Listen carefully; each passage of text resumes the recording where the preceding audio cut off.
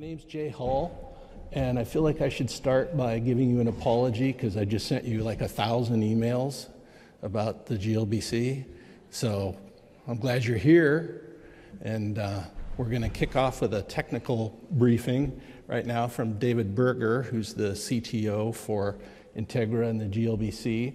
And then after David Berger, David Fisher is going to talk about the idea of being a blockchain-enabled law firm or legal department. We're going to break for about an hour from roughly 11:30 to 12:30. We'll start again at 12:30, and in the afternoon we'll have 12 or 14 presentations and announcements and demos and that sort of thing about blockchain. Okay, so thanks very much for being here. Feel free to get up and get coffee and refreshments as you need them. And David, over to you. Well, we were supposed to have a projector, so if everyone wants to just gather around my laptop. Well, since I won't be presenting from a slide deck, I'll just open things up a little bit more. If you have a question, go ahead and raise your hand, and I can cover some more things on kind of an audience vote. Basically, when we started a couple of years ago, and when I joined a year ago, blockchain was really in flux. It still is.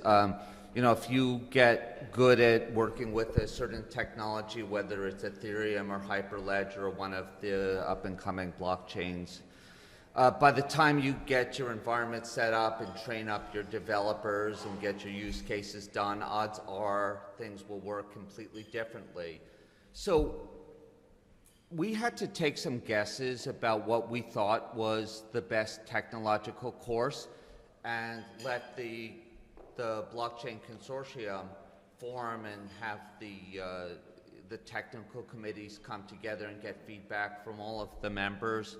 And honestly, I had hoped that this would happen a little bit sooner, but it's okay. We're up and formed now. The technical committee has been formed, and I was just speaking with one of the other members, Brad, about some of the details. So I'm going to present a lot of our best guesses about the best technological course, and a number of the GLBC members, including a bunch that will be showing demos, Net Documents, Serve Manager, among others, have actually done proof of concept. So we've done a lot of tweaking and modification of what Integra is providing for feedback to meet the requirements. But we're hoping that as more and more members embark on their proof of concepts, that we'll get more and more feedback. So we have chosen Hyperledger Fabric to be the initial blockchain, and one of the reasons we did that is we were absolutely convinced that the API had to be brutally simple to use. So as a matter of fact, I had this really clever slide saying the #1 rule in getting people to adopt blockchain is don't talk about blockchain, and you would have all laughed, in a Fight Club reference if that wasn't obvious.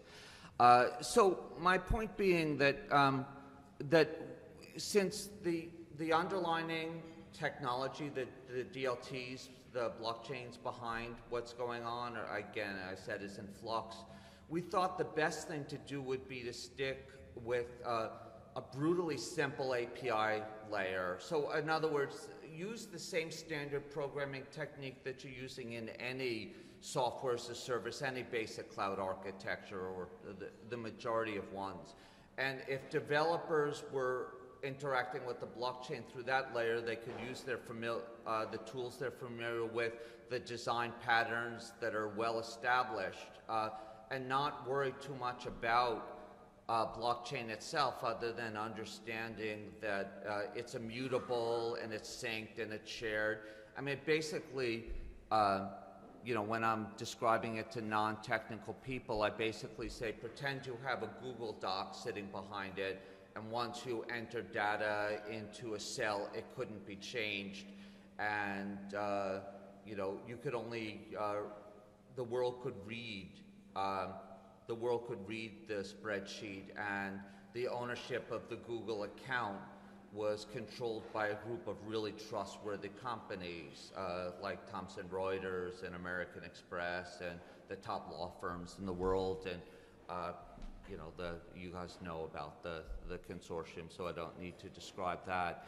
So what we decided is to, as I said, to focus on a few foundational services, establishing a common identity system, or to get geeky, I call it foreign key as a service.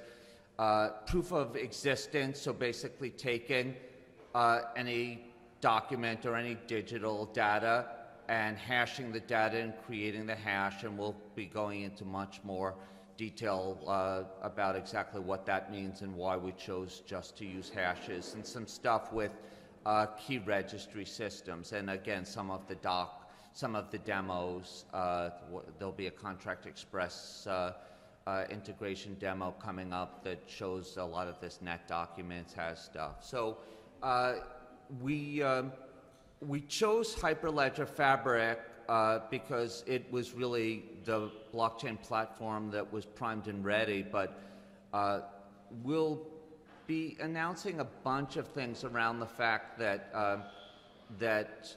Microsoft has kind of leapfrogged ahead of some of its competitors, and they're offering some Ethereum-based stuff in the Azure cloud that we think is ready for prime time as of they made their big push August 7th in some blog releases. So we'll be talking a lot about that. So where we stand, there is a production-ready version of the Integra Ledger up on the IBM blockchain platform. So that's been it's been available on the Live network. We don't publicize it too much, but again, a number of the consortium members are actually already using the Live platform. We have a test net up to deal with the newer version of Hyperledger that got around a lot of the issues I had with IBM blockchain platform initially, but we're going to be spinning up some of the alternate blockchains. And you know, one of the things that I throw out a request to the technical members of the consortium is we would really like to set up a group to talk about alternate, instead of calling them blockchains, we need to call them distributed ledgers, because there's some really cool stuff like Hashgraph is getting 900,000 transactions a second. They're private, but they just got 100 million in funding, so I'd love to see them involved. And we've spoken with the R-Chain folks, we've spoken with, you know, I think Big Chain DB is really cool. So I would really love to see a separate group stand up at the consortium to really look at the alternate ledgers.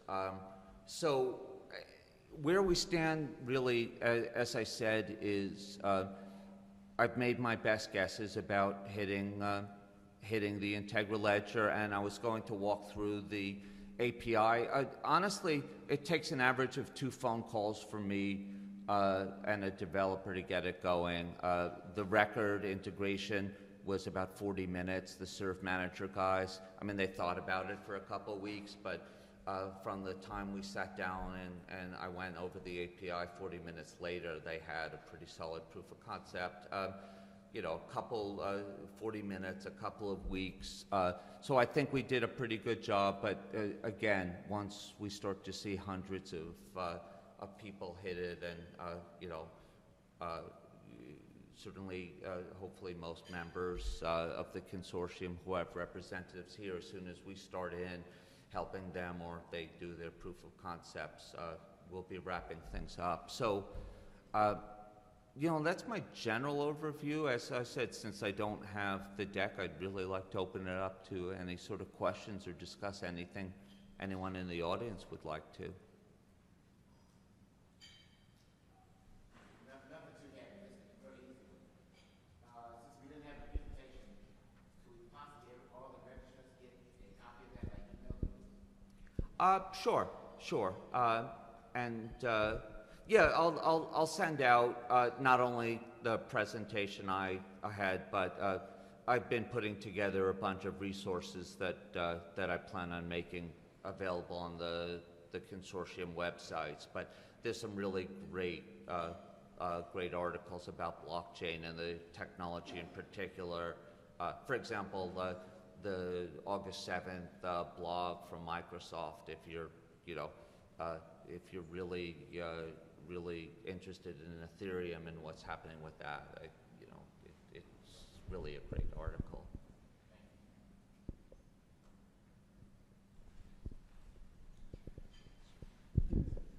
Hey, David, the initial API has this ability to register a public key associated with an identity, and it's pretty open at this point.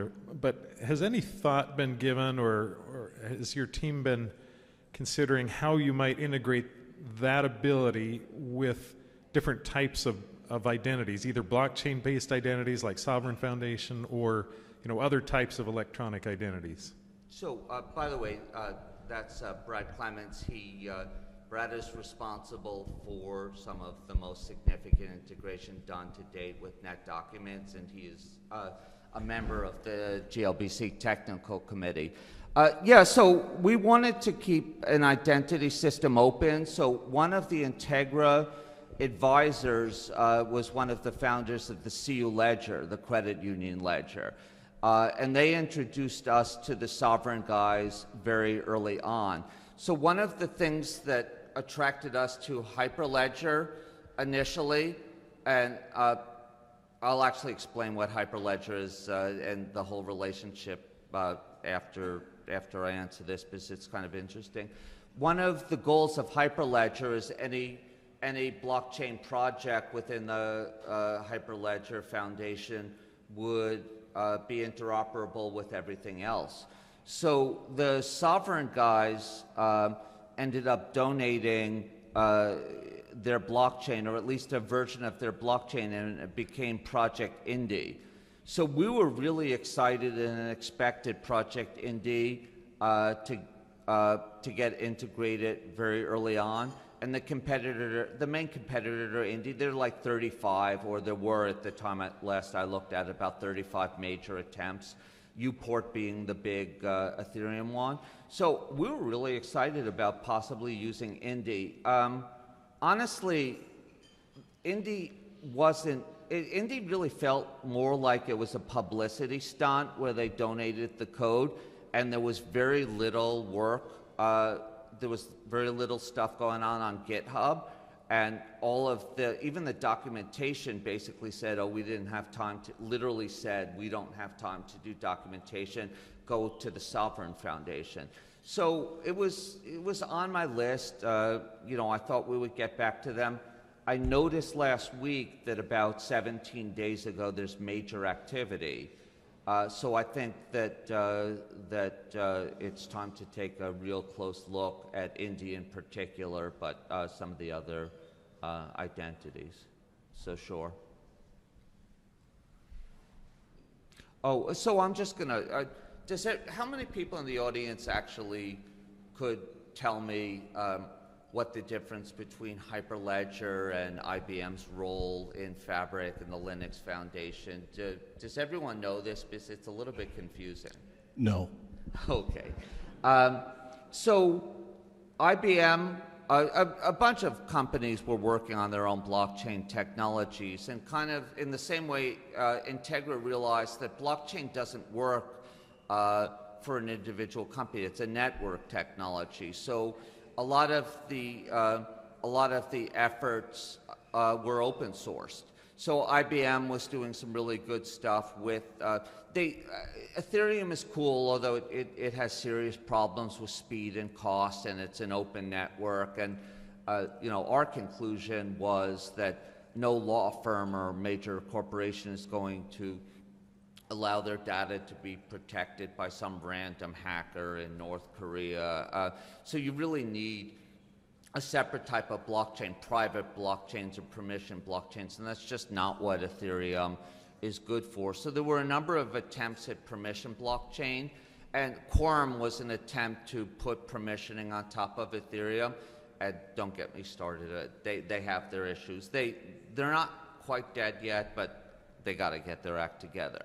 So IBM really had the best tech probably, and they decided to donate it to the Linux Foundation because they thought the Linux Foundation had the best model for open source governance. The Linux Foundation created an umbrella project called Hyperledger that was designed for to bring together all different blockchain, or as I said, you might want to call it DLT technologies.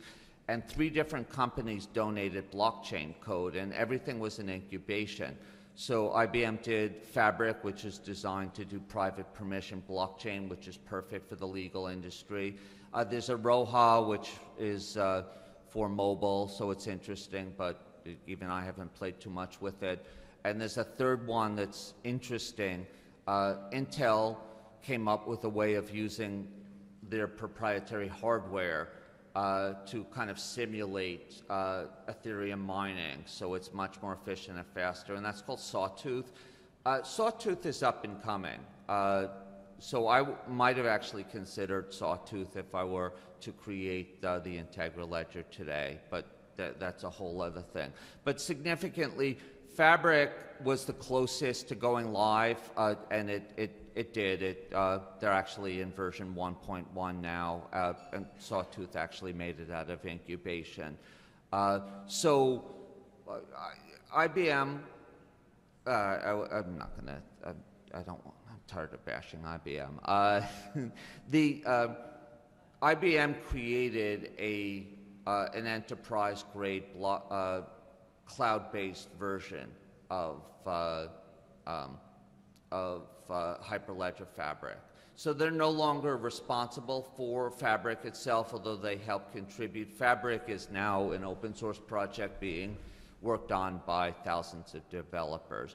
It's very good. We're using it as there's still, it has issues like everything else. So right now we think it, well, up until August 7th, I thought it was by far the best way. We're looking seriously into, we'll later today, I think, talk more in detail about it.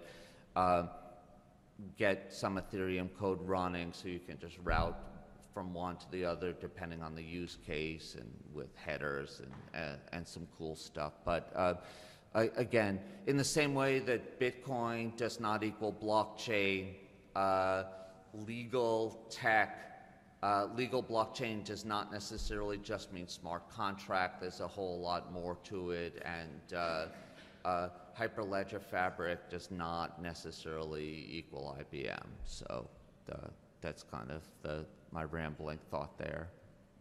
Any other questions? Let me bring you the mic. Let me bring you the mic. Thank you. You've been kind of qualitatively comparing the capabilities of different blockchains in terms of what the goals are. Is there actually a requirements document or a set of those goals, like, or has it been more of a subjective assessment? Well, you know, again, I referenced this. I created a white paper close to a year ago, and it's been out there. And you know, honestly, most of the discussions I've had is with blockchain technologists from various groups, and I had really hoped that the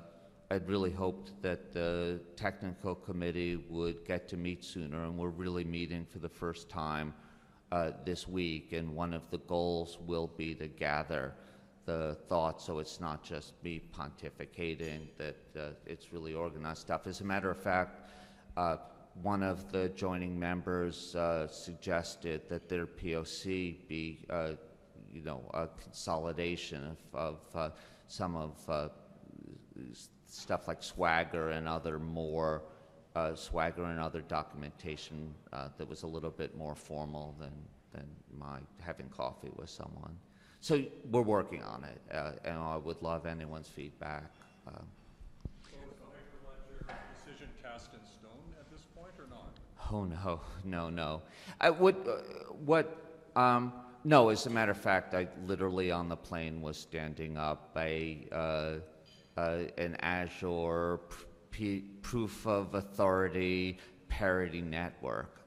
No, what I think is pretty much, nothing's in stone. I would be willing to bet my house based upon all of the feedback I've gotten that people really like the idea of setting the standards on the API, the interface, and keeping the blockchain open and not marrying too much. It's kind of like, writing in vanilla SQL when you're dealing with databases. Sure, Oracle has some great extensions and Microsoft has their great extensions, but if you deal in vanilla generic SQL, you'll be able to swap what's going on there, and I kind of feel it's the same sort of thing that no blockchain has won. I've seen some good arguments that if Buterin pulls off what he's claiming that they're getting with the side chains, with sharding and the other stuff going on in Ethereum, that they'll dominate. So I'm taking a guess there, but like I said, I've thought Hashcraft was really cool from the day I saw it, and I'm seeing another DLT every other day that's claiming incredible transaction rates. So to get a little bit more technical, one of the things we did was say our foundational services would focus on identities, which are unique identifier strings. That would be very easy to move from one system to the other. And document hashes, again, these are unique strings. So nothing's tying us to a particular database other than the fact that the timestamps are recorded when the ledger actually recorded the data. And this is something I really want the consortium to come together and set a standard for. You would be able to move the data in the Integral ledger in a second to another thing. I just need agreement on whose keys are to be trusted. What's the key requirement to basically sign off on saying, yeah, we've wiped out the original timestamps, but here's a record of what the original timestamps are, and the Integra or whatever parties are involved in doing it, that can be trusted that these were really reset if the ledger were moved. So that's the type of thing I would like to see technologists in the Global Legal Blockchain Consortium come together and discuss. And maybe I could just mention there, especially with the increase in participation in the GLBC over the last month or two, we'd really like to invite participating organizations to contribute personnel to the technical advisory board that David has referred to. So there's plenty of opportunity for you and your colleagues to get involved, and this is a member-led organization. So you can shoot us an email at info@legalconsortium.org if you want to volunteer yourself, or even better, volunteer a colleague. Okay, other questions? Somebody want to pick a fight, or? No? Another easy question. What are some of the other committees that make up the GLBC, other than the Technical Advisory Jay Committee? can answer that. Jay's responsible for that. The only other committee that's been formally established by the board at this point is a policy committee, which will govern membership participation and governance and other, policy-related issues, antitrust policies and things like that. What we're expecting will happen is then down the road, additional committees will be formed, but also, and we're happy to hear ideas about committees that you think should be formed. And then also there'll be communities of interest, sort of like ILTA has had over the years, so that maybe there'll be a big firm community of interest and a small firm community of interest and a big legal department, in-house legal department committee, and so on. So we're very happy to have ideas about that. Kim? Oh, sorry, yes. I don't know if anyone in the room is from law school or other academic institution, but great. Yeah, we're just kicking off an academic alliance. We have, 6 or 8 law schools that have signed up to participate in the GLBC, and more that are in line to do that over the next month or two. So that's another community of interest or organization that will be building up underneath the GLBC. Thank you, Kim. Jay, I'll make a request. I would love, I keep on getting the question about liability. You know, with if an organization, you have an American Express or an AIG running a node, are they liable for the data? Are they liable for a mistake, you know, something I did wrong? So I would love to see a committee, because, you know, with the legal brain power behind the consortium members, I would love a good opinion on, I'd love an answer to that coming out of a committee. I thought for a minute you were going to make me give legal advice right here in the middle of the presentation. I used to be at Davis Wright Tremaine law firm and finished up my time there as chief innovation partner, and I'm trying to do things other than give legal advice these days. Did you have a question? Someone over here? Here. Thank you. Yeah, my question comes from somebody who's new to the API, and I'm wondering if you can talk a little bit about, you've mentioned the API a little bit in your introductory remarks. I'm wondering if you can talk about, just delve a little bit deeper into how it works and some of the core methods and properties that either are already built in or are anticipated to be a part of the API? Sure. You know, a good friend of mine who took over as CTO at a company I used to be at really lectured me on setting the API and not changing it. So the first thing, so David Fisher, our CEO, had been working on this issue for a couple of years before I joined the company. I had met him 5 years ago at Startup Weekend in Las Vegas, but he really boils a lot of what's going on down to being a data reconciliation issue. So the original concept that he explained to me was he wanted a common ID system. He called them legal matter IDs, LMAT IDs, and the original base use case he was talking about is if, he said basically every legal interaction, there's a matter involved. Everything has a legal context. And you had this world where if you and I were doing a contract together, we would each have our own law firms, and one law firm might be using like Clio to manage the matter. So my law firm would create a matter with a Clio matter ID, and your law firm might be using Rocket, and they would create it. And the original API we were talking about is just issuing an ID, so that's why I call it foreign key as a service, so that both sides would import our foreign key and use it anytime you had data translation. And we've really kind of have realized that this is a very powerful thing, and have really focused on having a single source of truth. And there's a lot of talk on blockchain. So one problem with blockchain, and this will relate to the second API call. So the first API call is just you're literally getting an ID. So it's a globally unique identifier generated server side that's recorded on the blockchain and delivered back to everyone.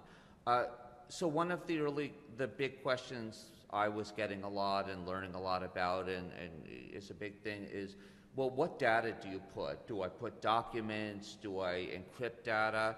And so it turns out I live 10 minutes from the David Hoosby, who is the Hyperledger security maven, so the head of security at Hyperledger. And we go out, we have lunch or drinks once a month, and he really pounded into me the fact that the commercially available encryption probably has about a 1-year shelf life. It really depends on who you speak with and your opinions on when quantum computing will come. So standard encryption, well, certainly when he gets specific, he talks about with the key lengths being used. So he basically has lectured me, don't put anything that that's important or valuable on the blockchain, which is a little bit weird. But hashes, digital fingerprints are important to understand. They're used not only to stitch blockchains together, but you can hash data and storing it on. They're one-way functions that basically if you can take anything digital, whether it's a PDF file, the Library of Congress, anything that has a digital representation, you can create a fingerprint. There's no known way of going backward, even with a quantum computer. The NSA is unlikely to be able to crack a hash as long as the data is random enough. There are issues with hashing social security numbers, for example, because there are few enough of them you could go backwards. But anyway, so the number 2 foundational API is about what we call proof of existence. So if you and I were doing our contract and we drew up a PDF and we decided to each sign it, you could take the PDF, create the hash of it, and you'll get like a 30-character string. That gets registered on the Integral Ledger. Now, our law firms or us personally, we're still responsible for keeping that PDF, locking it away, putting it on net documents or Box just join the consortium. So we'll put it on Box, put it somewhere safe. And if I basically went to you and claimed I have a copy of the contract you signed and it claims you're giving me $1 million, and you tell me that's not what we signed, we can't yet practically look to the blockchain and go, here's the contract on the blockchain. That's what it was memorialized. We could go look. If I take this PDF and hash it and take the hash, you can notice the hash is on the blockchain. And since that has been signed off on by the nodes of the blockchain, the consortium members running the nodes, you have provenance that cannot get cracked. So, foundational, first block, the identity, foundational service 2, getting a document or taking data and recording it, usually document hashes. Foundational service 3, we decided to flip things on its side. So there's so much talk about putting data and encrypting the data. Well, we realized that sometimes it's when you want data to be public. So there's a whole, we could talk on and on about encrypting email and so the most horrendous thing I've seen so far in dealing with legal is the percentage of time that lawyers are sending non-password protected PDFs out over unencrypted email with sensitive information, and worst case accidentally hitting reply to all with sensitive data. And it's insane that there's good technology out there to do the encryption. It's insane no one's chosen, but there's a fear of being the first mover and making a technology spend. And there are good open source solutions, but there are many problems out there. So what I'm hoping is that the consortium will come together and give the thumbs up on some of the solutions, whether they're third-party commercial solutions that integrate or that use something like PGP. And PGP there are lots of problems with PGP. It's free, it's been around for a while, but one of the problems is there's a key management nightmare.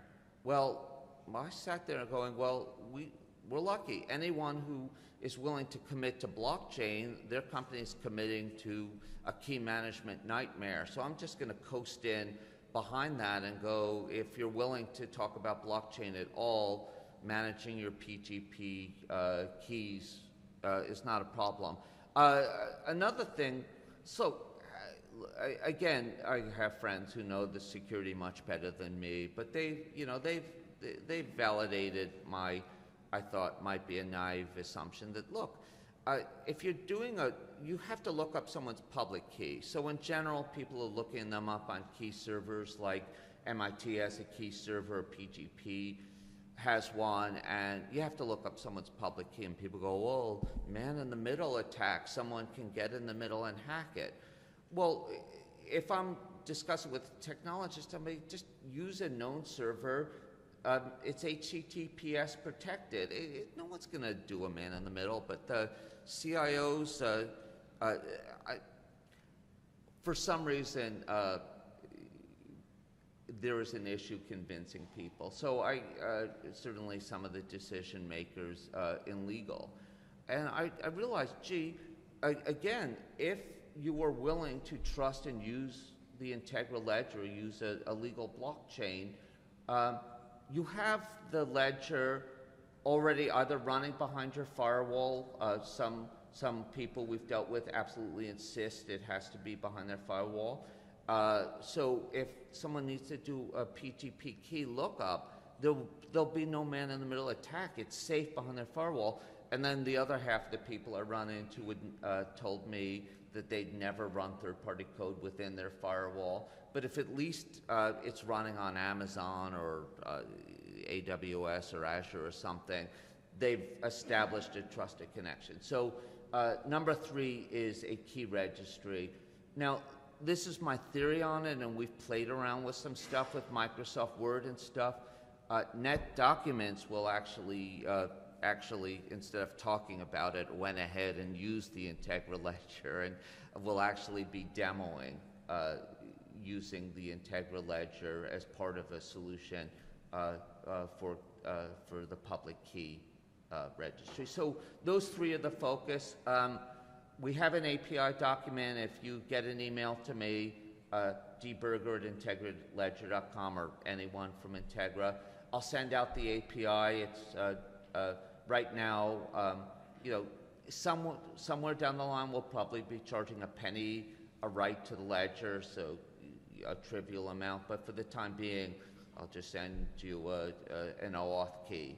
So any developer can just, with any tool, you can go into Postman, which is my tool of choice, and in 5 minutes be playing around. But those are the 3 main things, and then you can not only read data, but you can verify and write data back. So there are 2.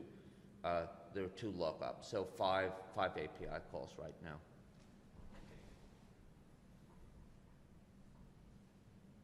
We said? Other questions before we wrap up? One last question. You get the last word. I just wanted to know a little bit of information about the nodes. How many nodes on the Integra ledger? Who are the nodes? And does it take all of them to approve it to get it up to, or is it a certain percentage? That's a great question. So I expect it. So right now, we invite any member to spin up a node, and we're using the IBM blockchain as a platform, and it costs like $1,000 a month to get an account. And we thought that we would have 2 dozen people stand up. To date, we've been asked about it, but to date, every developer who was interested in playing with it, when I gave them the API, said, well, just use the API for now. So we were going to, so it's in flux. We would love to see about 20 members, and it's just really a matter of who's going to bear the cost of doing it. But if someone wanted a node right now that was a consortium member, all they have to do is sign up for a blockchain platform account, and then so Integra runs the certificate authority, because that's actually Hyperledger best practice for consortium. So there's really only a couple of nodes up on the IBM blockchain platform under control. One of the things that's annoyed me about IBM is they've been promising for 6 months various deployments where you could run off-premise. So they promised 6 months ago there should have been a Docker image that I could have given to anyone, and they could have connected. And they said, oh, we can't make enough money. So that's under flux a little bit. One of the advantages of Hyperledger is that you, because it's a trusted group running the nodes, the consensus can be a lot more flexible. So they've separated the consensus from ordering. So that's one of the big things. Well, not IBM, Hyperledger has. So one of their big claims is that everything is pluggable, and by separating them, you can be much more flexible about the rules of ordering. So you can basically control the consensus mechanism. So it's my claim that by keeping with the brutally simple API and the particular data I chose, you can self-sign most of what's going on. That's how you can pick up a lot of speed. So for at least the foundational services I set, I'm suggesting, right now I'm just having a single peer validate. I'm suggesting that that's good enough for this, but that's up to the consortium. Lastly, as I mentioned, we think that proof of authority, Ethereum stuff that Microsoft is introducing, is ready for prime time. That goes even further, basically saying, look, the members absolutely trust it. In order to get that to work, we would really recommend that the nodes be run by known and named large entities. And one of the things in the Ethereum proof of authority is you can delegate the authority to everyone. So basically, we'll invite every member to have the ability to run a node if they want, but we imagine that the majority will delegate the authority, and I think we need 12 to 20 nodes running. Okay, thank you very much, David. I was just going to mention that other members of the Technical Advisory Board are Brad Clements, Chief Architect at NetDocs, sitting right over there, and Ivo, who I think I just met Ivo. He just walked out. Ivo Nikolov, who's the CIO at the Davies firm in Toronto. So you're welcome to connect with any of them if you know them, and otherwise just send us a note and we'll connect you with the Technical Advisory Board. So next, David Fisher is going to talk about the idea of a blockchain-enabled firm or legal department, and Glenna Christian, who's a partner in the technology practice, including blockchain at Oric, is going to participate in that conversation as well.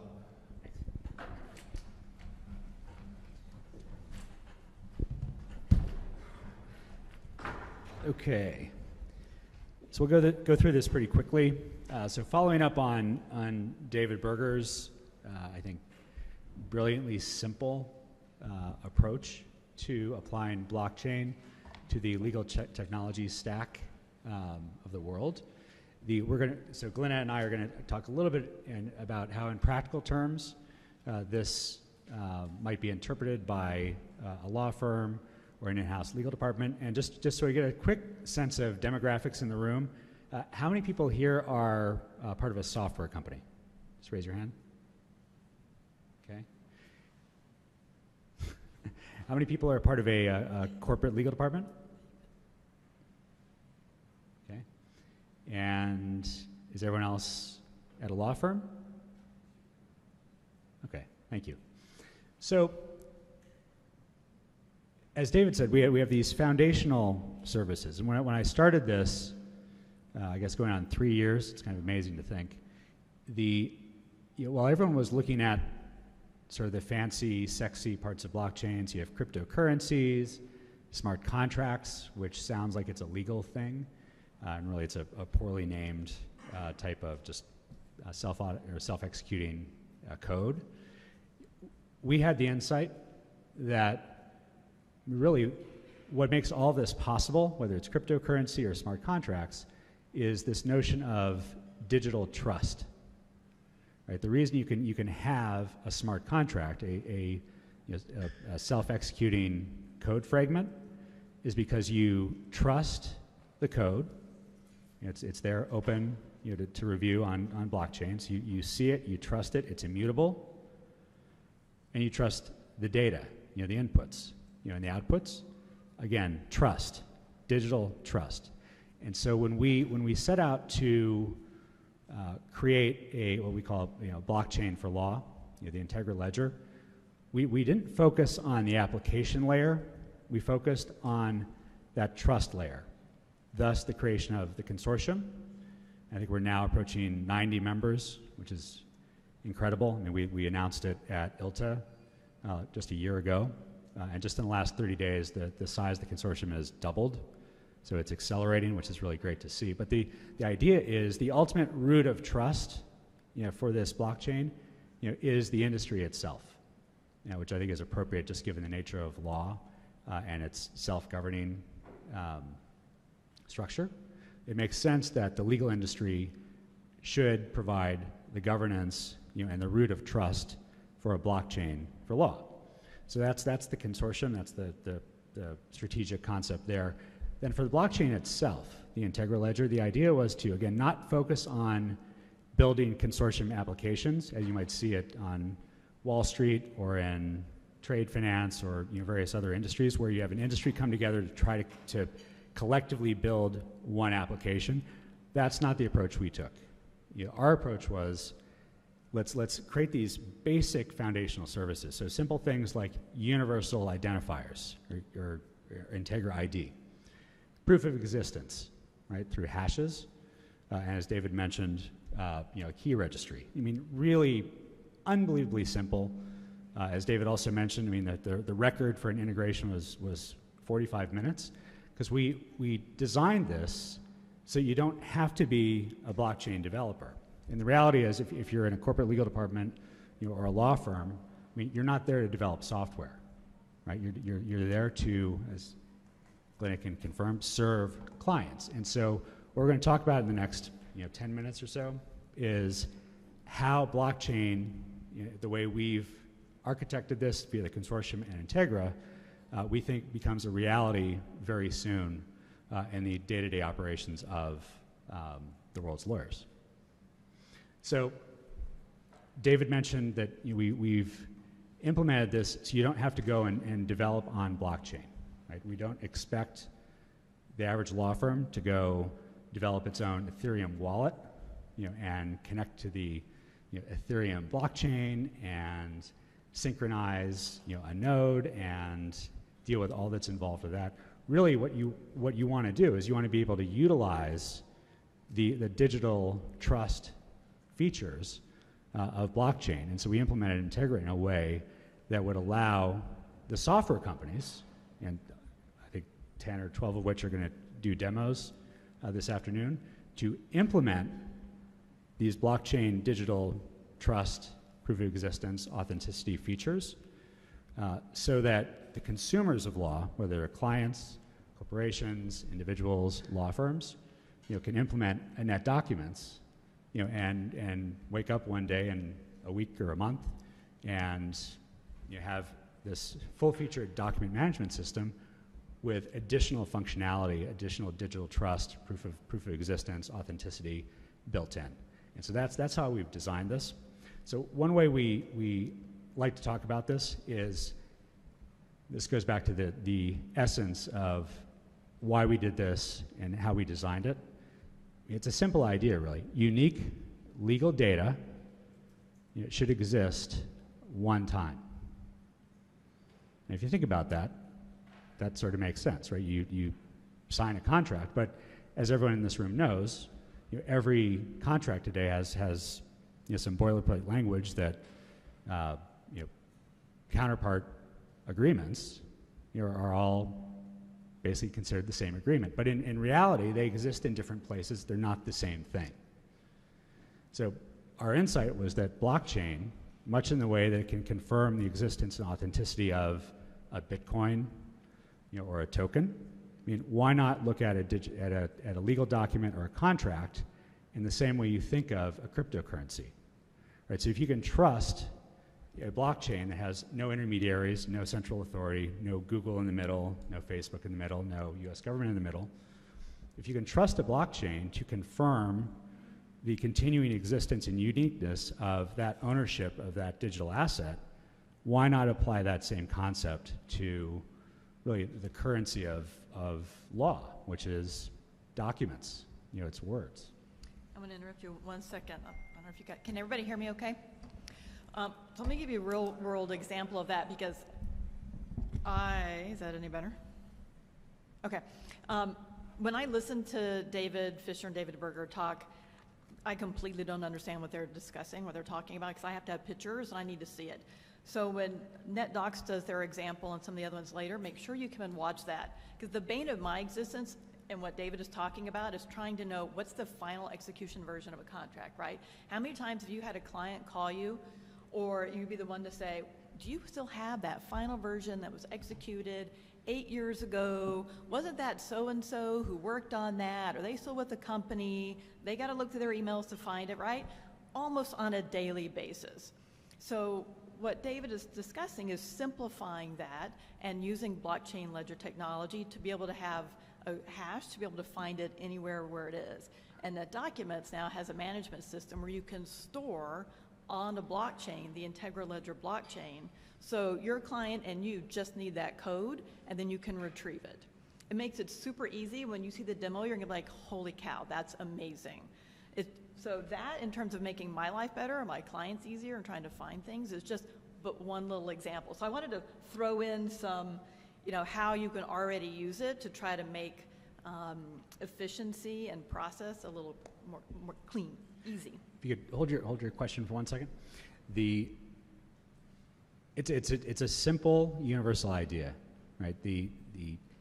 Anything that's unique, and you really could apply this to the world, not just law, but we started, in law, because everything in law is documents, contracts. This is the currency, right? But if you look at this principle that unique legal data should exist at one time, it begs the question, what are all those unique data structures and data types in law? And so we'd say documents, data in general, it could be photographs, evidence, anything, billing entries, right? I mean, you imagine a bill, there's an entry, it exists one time, it's one bill, right? Even though that may bounce around from accounting systems and clients and law firms. How about calendar entries? I think we could all agree that a meeting that is scheduled, and you might have 10 attendees at that meeting, there's only one meeting, right? Now, there are various calendaring systems and software, but as you look across the legal landscape at these unique data types, it was our belief and insight, I think, that these are universal ideas. It doesn't matter if your document is in Box.com or Dropbox or Google Docs or Premises or whatever. The concept is the same. A unique document should exist only one time. That's why, and that explains why we have the foundational services that we have. So the universal ID system. So regardless of what matter management system you use, no matter what document management system, that identifier is generic in a way, and provided it is recorded and confirmed on an industry-governed blockchain, that it universalizes matter IDs, document IDs, right? So that explains the concept there, and you can apply it to any of these data structures. So we think this is going to impact documents, certainly, calendaring. Imagine through one industry-governed blockchain being able to confirm with authenticity all calendar entries in the world, right? You set a calendar entry for, could be a court appearance, could be a deadline, could be anything. It gets recorded, it gets hashed, and it's confirmed for everyone. Now everyone can actually take their calendar, regardless of what calendar software, and check it against that third-party immutable ledger. So calendar, and then finally billing entries.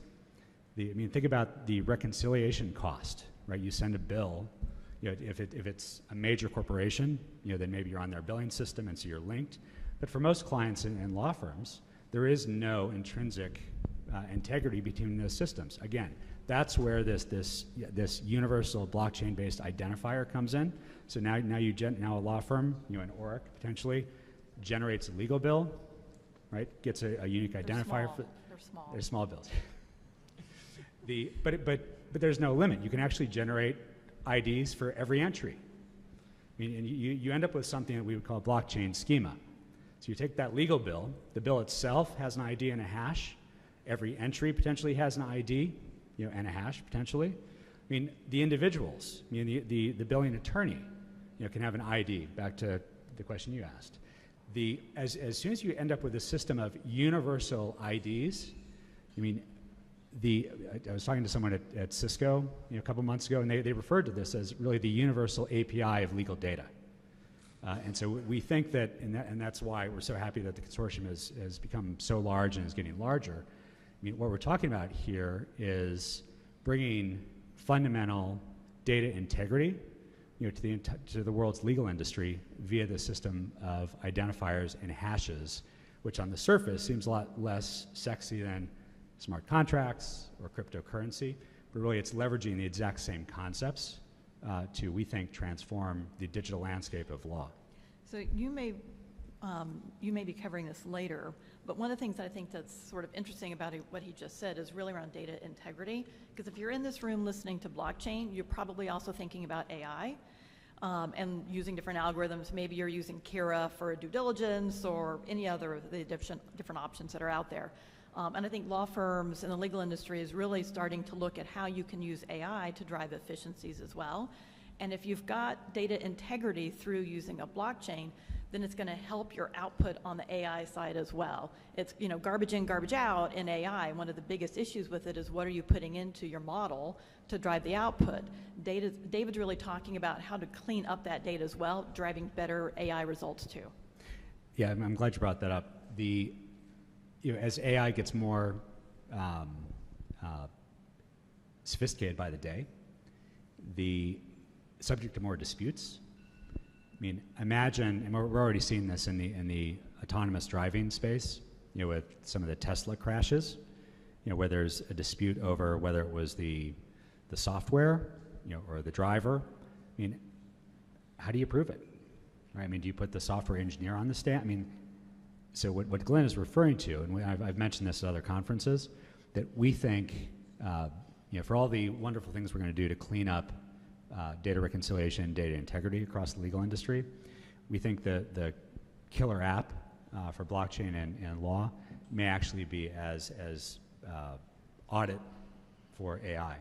So being able to hash and confirm the data that was used to train the model, the model itself, the state of the algorithm, that sort of thing. So that's we think a big use case, and actually there'll be some discussion of that later this afternoon. So we had a question here first, I think. Yeah. So you started to touch on a challenge earlier across the industry. But if we talk about the single instance of the document when you started, are you targeting a single instance across a firm, between the firm and the client, between the firm and all the contacts within the client, or a single instance of the document for all parties of the transaction?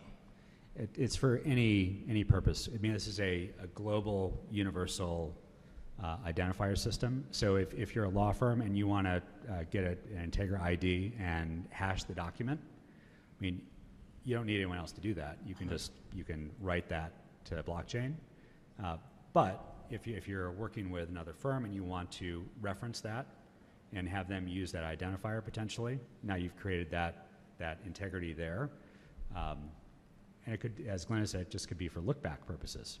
So we know that companies merge and law firms change and so on and so forth.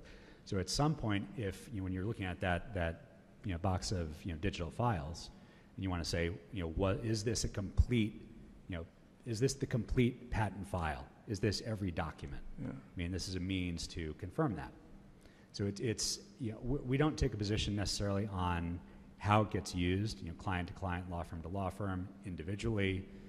It's this universal system that can be accessed. Does that answer your question? Yeah, so then a comment, I've looked at the API, just scanned it.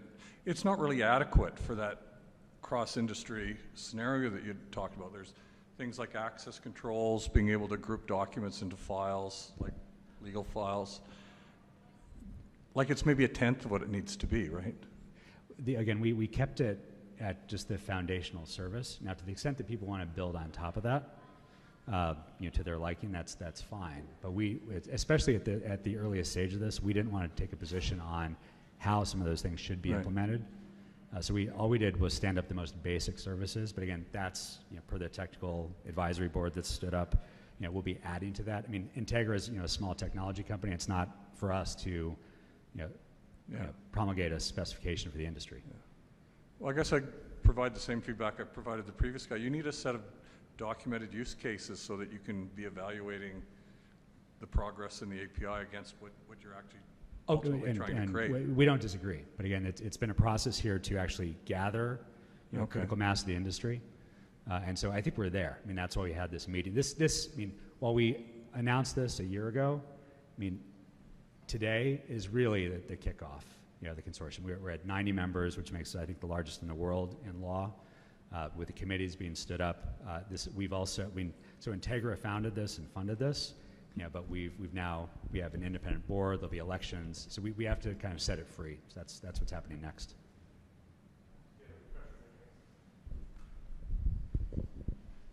So I'm trying to understand exactly the nature of the problem you hope to solve. I understand the need for a single instance of a document. So I've heard already 15 or 18 years ago about no party to a transaction could find the final executed version. So I get that, but when you describe about saying having individual attorneys identified or billing entries identified uniquely, I don't really understand the problem that solves, because I don't see a lack of trust in the legal market as a big issue. So what's the benefit from a day-to-day, if I'm a business manager in a law firm or if I'm a lawyer practicing, what's really the problem solving? The document part I get, but why would we want to incur the overhead to track all those other individual data items at such a granular level? What does that get us? Well, the answer is individually, not a lot.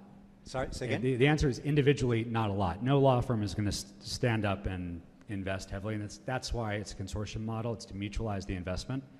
From your standpoint, and do you work for a law firm or? No, I'm a consultant. Okay. But I work with law firms and law departments, so both sides. We think that this moves the needle industry-wide by 1% or 2 or 3. So so at a macro level, it's a big deal. But no firm is going to step forward. No, but you're not. That doesn't answer why at a macro level is it a big deal. The world works, as it is, but it can work better, and that's our contention. So I think the reason we have the afternoon of demos is to show how this is being. So you'll see how Contract Express adds functionality. You see how Net Documents adds functionality. Now, would a law firm go and independently invest in that?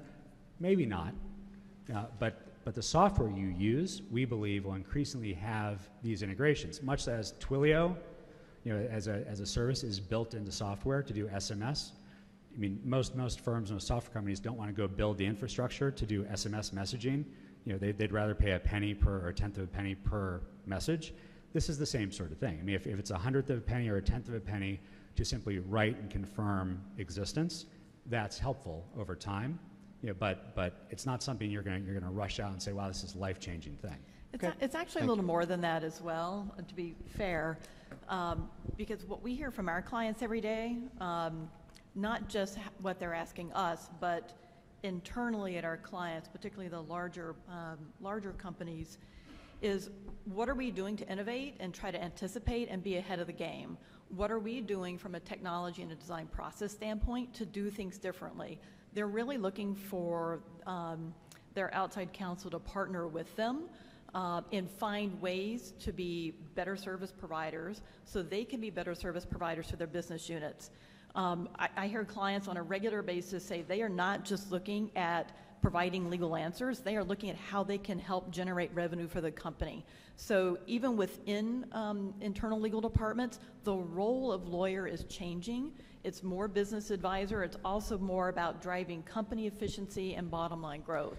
And trying to drive efficiencies through new technology is one of the ways doing that. So what's really important to a lot of our clients is they don't want to have the business come to them and say, we have this great new product, we're going to use blockchain as the underlying infrastructure, make it happen, and then the lawyers not know what they're talking about, not have already thought about the risk, and not already have implemented it in some way. They want to go to their business teams and say, guess what?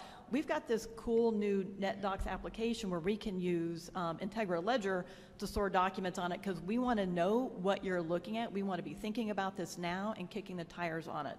So nobody that I'm working with right now is trying to, come up with the ultimate cool app, but they're looking about how do we become blockchain enabled? What do we need to do to understand what our business people and our technical people are doing? It's infrastructure, right? Just like their internet protocols, and their conventions.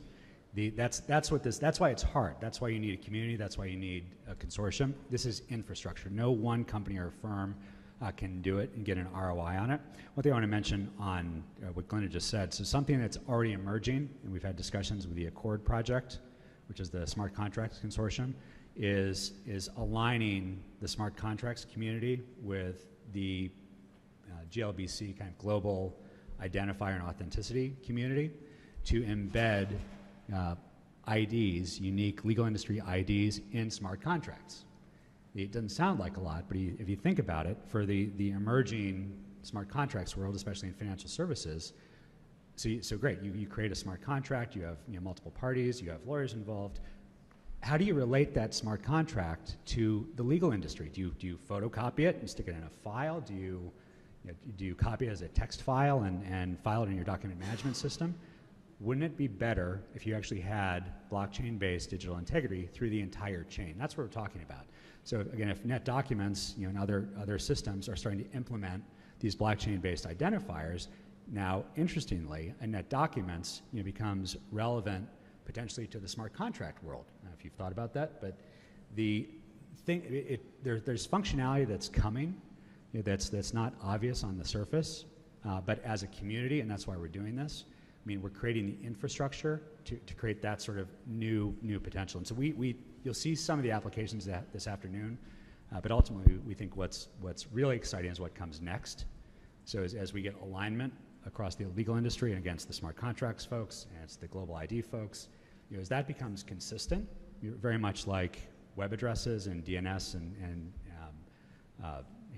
name registry on the web is just a universal thing. As this becomes universal, we'll see new applications spring up on top of it.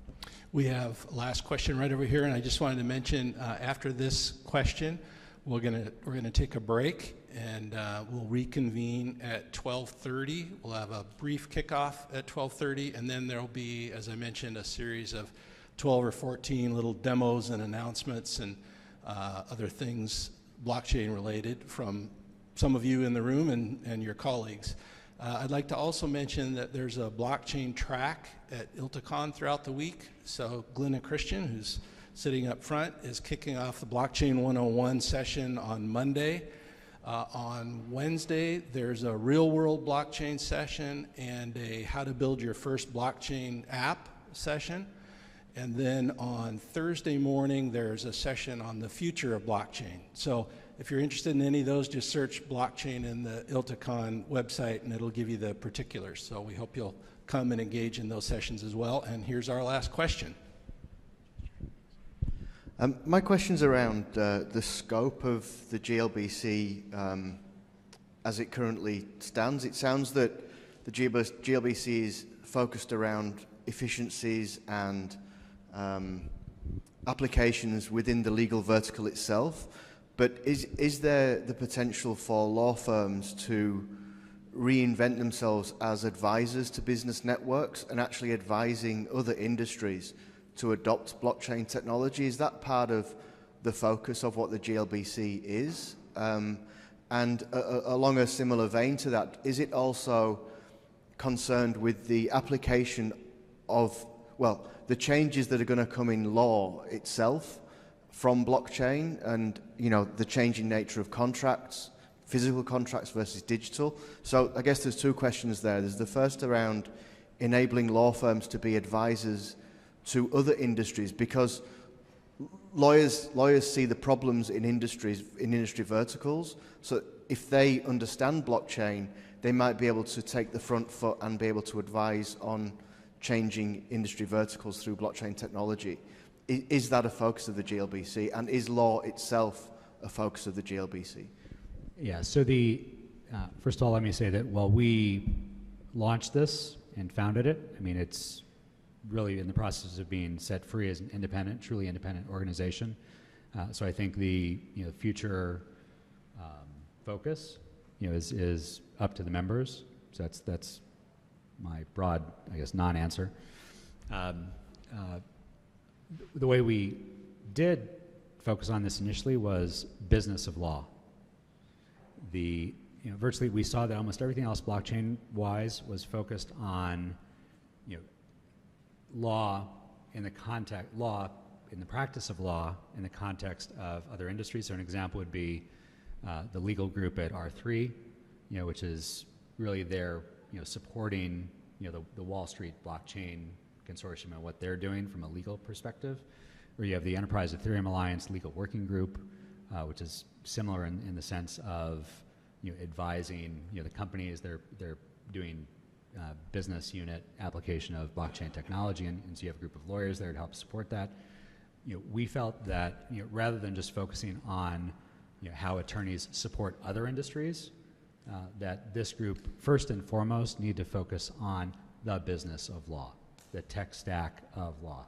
So I think that's why I don't set the agenda going forward. That was the principle by which this is founded, and that's why the demos this afternoon are software applications in the legal space.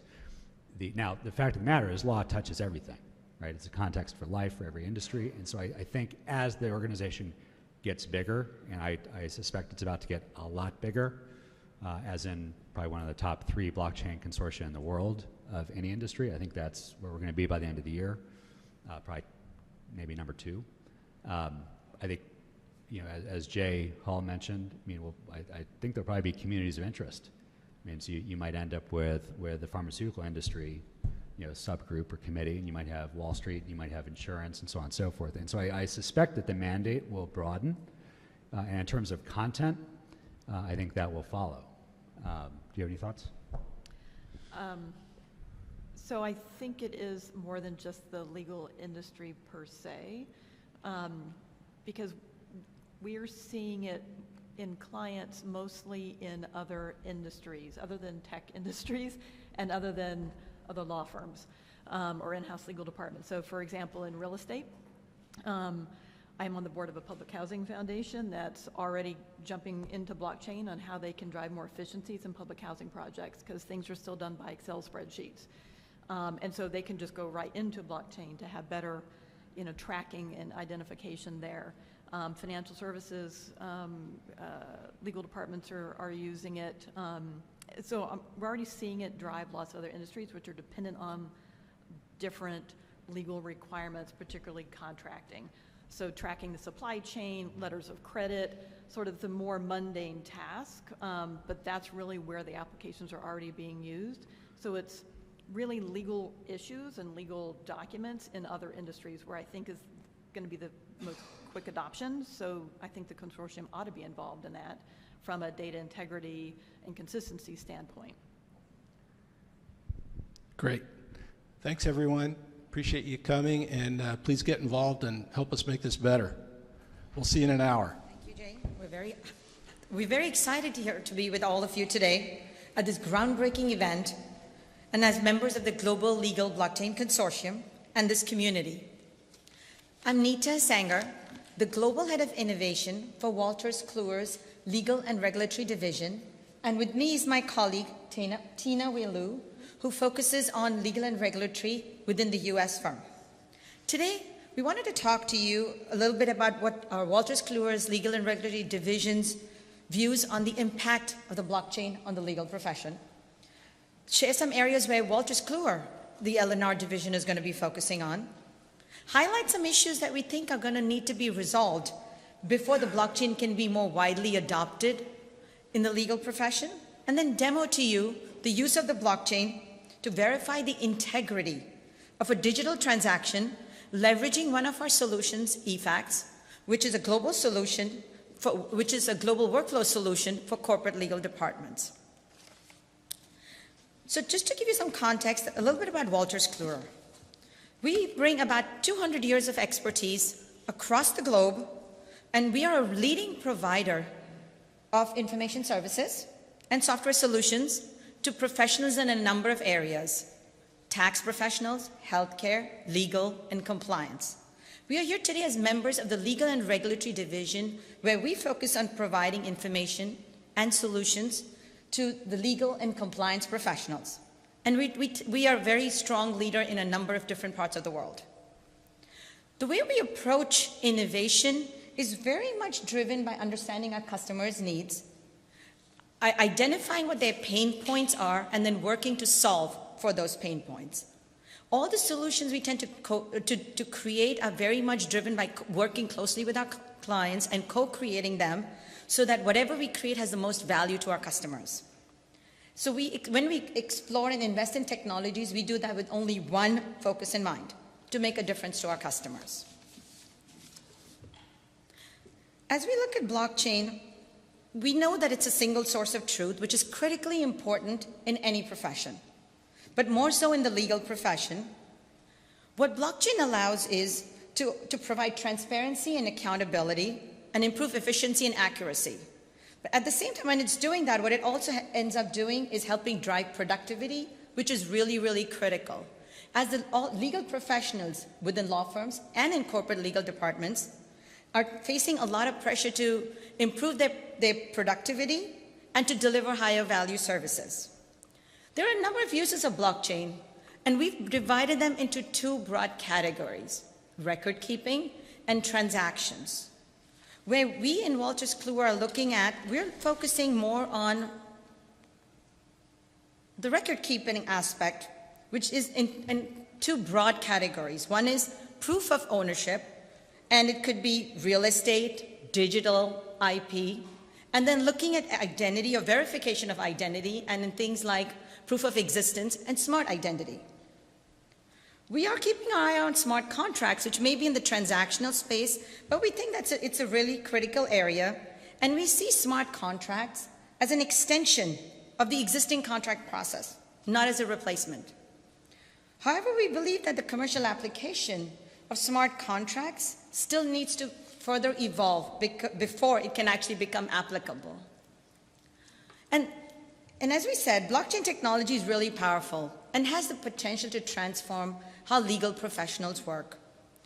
And we're very optimistic about it. In the near term, though, we think that the legal application of blockchain technology may still be a little bit away. And some of the reasons we say that is because we think there's some issues that need to be addressed. And these issues, we are going to highlight some of the issues, and these by no means are like a complete set of issues. They are data privacy. We know that GDPR has become really big, not just in Europe, but in the rest of the world as well. And the blockchain still need to determine what privacy rules are going to apply. How will the blockchain implement a right to be forgotten request? Who would own the IP that sits on the blockchain? There's a lot of content that's going to be there. Who's going to own that? If there is going to be a dispute, which laws are going to apply? The laws of which country, especially given that transactions take place across multiple jurisdictions. And then the last, but certainly not the least, is the need for common standards and regulations. This would be very much easier if there was a single dominant body that was, did I just go past that? Sorry. Oh, apologies. The computer seems to be moving by itself. So it would be very much easier if there was a single body that was actually driving this, or there was a government organization. But that in some ways it's very much fundamentally against what the concept of a blockchain, which is why consortiums like this one become really, really important, where you bring together a group of players from different, who are all part of the industry to actually help set the standards. So where are we as Wolters Kluwer going to focus our attention on? And what I would say is we're still at the exploratory stage on that. Where we're going to look at for blockchain applications are going to be driven by our customers' needs. And then where we think blockchain would be best suited to address those needs. And then we'd also very interested in seeing how we work together as a community as part of the Global Legal Blockchain Consortium, what blockchains will be used, who will sponsor them, how will we work together. With that being said, there are certain areas where we're spending a lot of our time and attention on. And all of these, again, aligned with where our customers' needs are. We're looking at things like the veracity of e-courts and e-justice filings, how to secure document exchange, looking at validation of tax returns, and then verifying the integrity of a digital entity or transaction. With that, I wanted to sort of show what we're going to be talking about today in much more detail is going to be verifying the integrity of a digital transaction. And what I'm going to do now is hand it over to my colleague Tina, who's going to show you a proof of concept where we are doing that, verifying the integrity of a digital transaction using eFax, which is our workflow solution for corporate legal departments. With that, Tina, could I hand this over to you, please? So eFax is a global product solution for Wolters Kluwer. It's a legal matter management system that's been developed specifically for the small to mid-sized corporate legal department. It allows a department to manage all of their legal information, so all of their contracts, entities, compliance matters, IP, real estate, what have you. It all can be searched, stored, tracked, and reported on for that organization. Our customers tell us that they've increased their productivity after adopting eFax by improving collaboration across the business, as well as being able to retain control over who has access to what. The powerful reporting also allows the legal department to be able to monitor, manage, and mitigate both their corporate and their legal risk. It's very easy to adopt, and it's easy to scale. So as the department grows, they can empower the organization to make sure that it's both legally and commercially savvy. We're going to show you a proof of concept today that takes you through Simon, an eFax user, who wants to execute a non-disclosure agreement with Frank, not an eFax user, and make sure that it is verified through the Integra blockchain.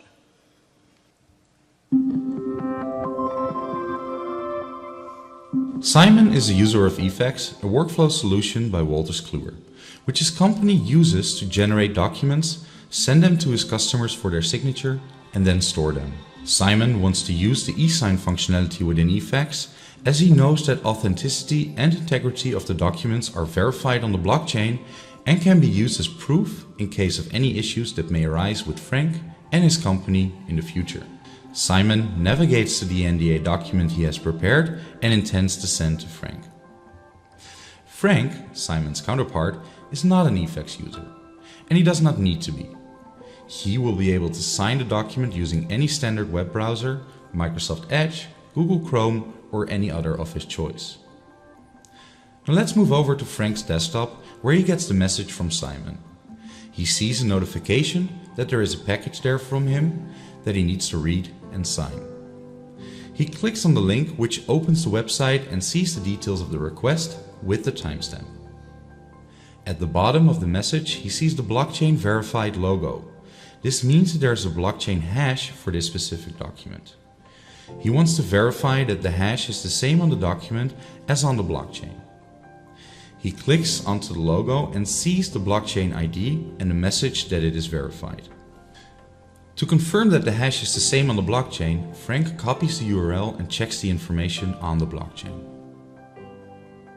He verifies the date and the time that the material was sent and compares the hash with the one on his document. Frank then goes back to his document, which he has downloaded onto his computer. He clicks on the document and uses a standard utility to see the hash and compares it with the one on the blockchain. He's now satisfied that the hash on his document and on the blockchain are one and the same, and he can be assured that the document has not been tampered with since it was uploaded from eFax. So now that he is assured of the authenticity of the document, he can close the verification screen and open up the document to review it.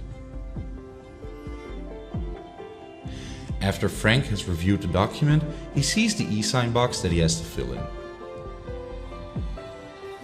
At this point, he has the option to select what style his signature should be in and can even scribble his own. He can now use this to sign the NDA, and when he clicks on the name box, his name gets filled in.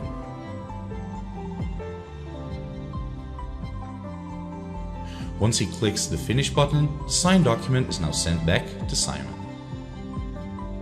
Simon has received a notification that Frank has sent him the signed document. Simon goes into eFax and opens up the document to verify the signature.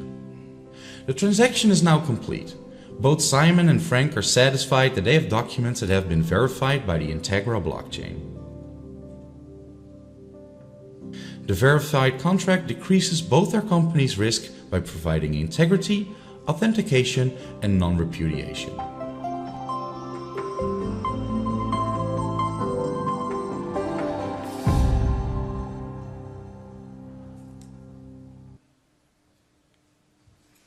The blockchain verified e-signature document serves both parties as it decreases their risk by providing authenticity, integrity, and immutability of the document. This is a proof of concept, and we will continue to work with our clients to ensure that we're meeting their needs. With that, I'll turn it back to Nita. Thank you. Thank you. With that, and I have Jay telling me that we don't have too much time, so wanted to say thank you very much. We still continue, we believe that the blockchain is a very powerful technology and will have a significant impact on the legal profession. And we look forward to sort of continuing to work with our customers to actually determine the areas where they would want to focus on and understand their pain points and needs. I do see you. And to deliver technology with impact. So thank you. We're very excited to be part of this community, and I would love to answer questions, but I think I'm running out of time, so I'm happy to talk to you afterwards. All right, thank you so much. Take care. Thanks, David. Hi, everyone. I am Trent Carlisle, the CTO and co-founder of Logical. Thanks to Integra and the GLBC for having us today. Our company, Logical, does a number of things in the legal industry. You've probably seen us out there podcasting today, Legal Talk Network. We also have a brand new product for e-filing called courtfiling.net. But the proof of concept I'm going to talk about today really comes from our roots in Logical, and that's legal support and service of process.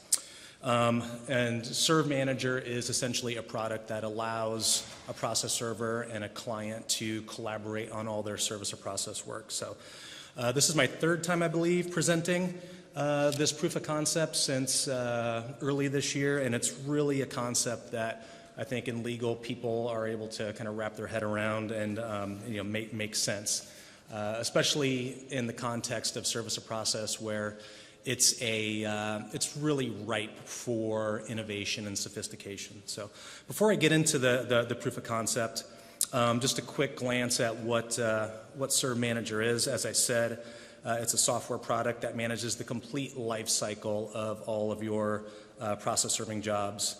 So think of it as a practice management solution for service or process. As of this year, Serve Manager is now the most popular tool for process serving companies and their law firms to manage and track their service or process jobs. Last month, we did about 120,000 serves. We created 120,000 new serves on our platform. And that number continues to grow month after month, obviously with some of the largest firms in legal support using the product. So before I get into the proof of concept, the main problem that we were trying to solve about 5 years ago when we launched the product was essentially the black hole that we like to call it, where your papers seem to have fallen into once they left your desk. Not only was there no communication on job status, but transparency on the details of attempts, and the job was lacking. A lot was still handwritten, still is today, unfortunately, and that's notes from the field, that's the affidavit, all these things that help tell the story of whether the serve was a valid serve, that history. Available mobile technology wasn't being utilized on a large scale. And in addition to the possibility of errors with handwritten pieces of paper and data entry, there unfortunately were a lot of affidavits that were falsified. In 2009, New York City kind of had a crisis on their hands when 66% of the city's consumer debt cases led to default judgment after sewer service, which is essentially not notifying someone who is as party to a case who is being sued. So it's as good as just kind of throwing those papers, down the sewer or in the trash. So because of this, New York City process servers and the Department of Consumer Affairs created a compliance program that was quite cumbersome and requires the storing of both digital and written records. So it's still a pretty broken process to this day, and one that we feel that our proof of concept could potentially assist with as an alternative to their current compliance system, but also a tool for verifying validity of service or process on a much larger scale. So to summarize, our proof of concept provides courts, law firms, governing bodies, and parties to a case with access to verifiable, untampered service or process data. And I'm going to go ahead and get into the POC right now. I'll share some screen grabs and kind of describe how it works along the way. But this is Serve Manager. This is our mobile interface out in the field. This is where a process server would open the job on their mobile device. They make what we call an attempt to serve those papers. And when a process server inputs the service details into Serve Manager, an API is made to Integra's blockchain to store the attempt metadata from the process server's device. The metadata we capture includes GPS data, timestamp, device information, and some other relevant job data stored in Serve Manager as well. Integra then responds back to us with an ID that can be used to retrieve that data that was posted to blockchain. That ID can be used in a number of ways, in a number of places. In Serve Manager, as you see here, this is kind of a blown up screen grab of what we call our accountability report on all service attempts. And this report essentially displays the same device metadata that gets posted to blockchain, even runs some calculations as far as, how far was that process server physically from the address that they stated that they were at. So you can actually see that blockchain verification ID is linked here, and in a moment I'll show you where that would go if you were to be able to click on that and confirm that the data that's in Serve Manager actually matches what is posted to blockchain as well. Another place this ID could be used is on the actual physical affidavit of service itself. And this really might be where this concept becomes kind of real and most interesting. You're a judge, attorney, you're a party to the case. Holding this affidavit and legitimacy of service comes into question. You now have a source, you now have an ID for verification of accuracy, and you can use that ID to see the data that was captured at the time of service, and because it's on blockchain, it can't be tampered with. So this is the actual additional component that we built. Here's the kind of the real world piece, the verification tool that our team built. Anyone with the blockchain ID, which you could see was dropped in there earlier of the service attempt, can come here, plug in the ID, then see the metadata related to that service attempt. So if the data on your affidavit is different than what you see here, validity of the serve should come into question. If it matches, you can likely trust that the service was perfected as the process server had claimed.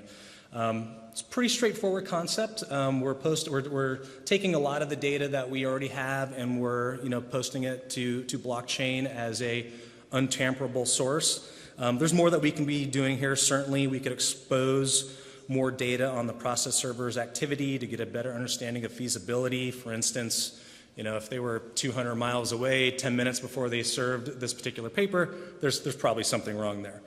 We could expose more data on the job from Serve Manager itself, info on the recipient, other attempts on the job to tell a more complete story of the serve. Not all serves are kind of one attempt and done. Sometimes they can last weeks or months to get someone served. So we feel that this proof of concept could be a pretty powerful tool and possibly change service of process as a whole.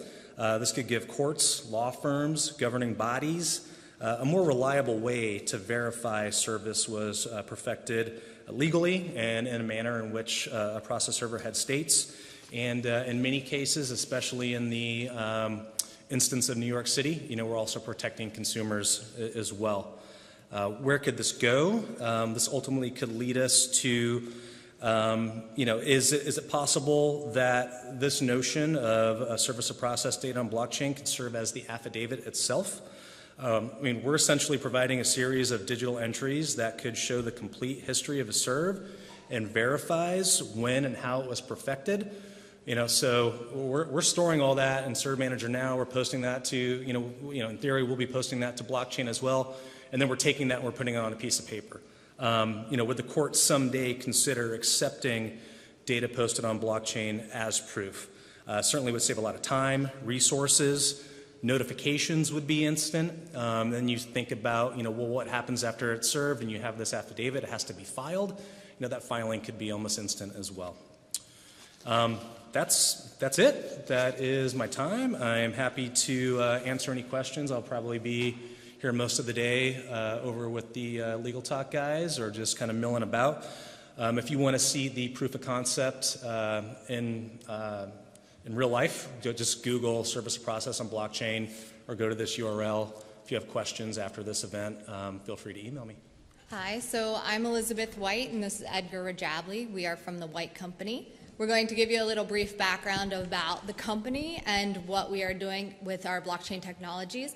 But mainly this presentation will focus on auditing transparency and compliance using blockchain. So we're a little bit different. We're not a legal services company. Our focus is on payments, and obviously that does intersect very closely with the legal world. So our company focuses on efficiency and speed of payments, and today there's no question that blockchain has enabled payments to be much, much more quicker, cheaper, and faster than we have had at any time in history. In order to take advantage and leverage this technology, what we've been able to do is offer real-world solutions for payments problems that are out there.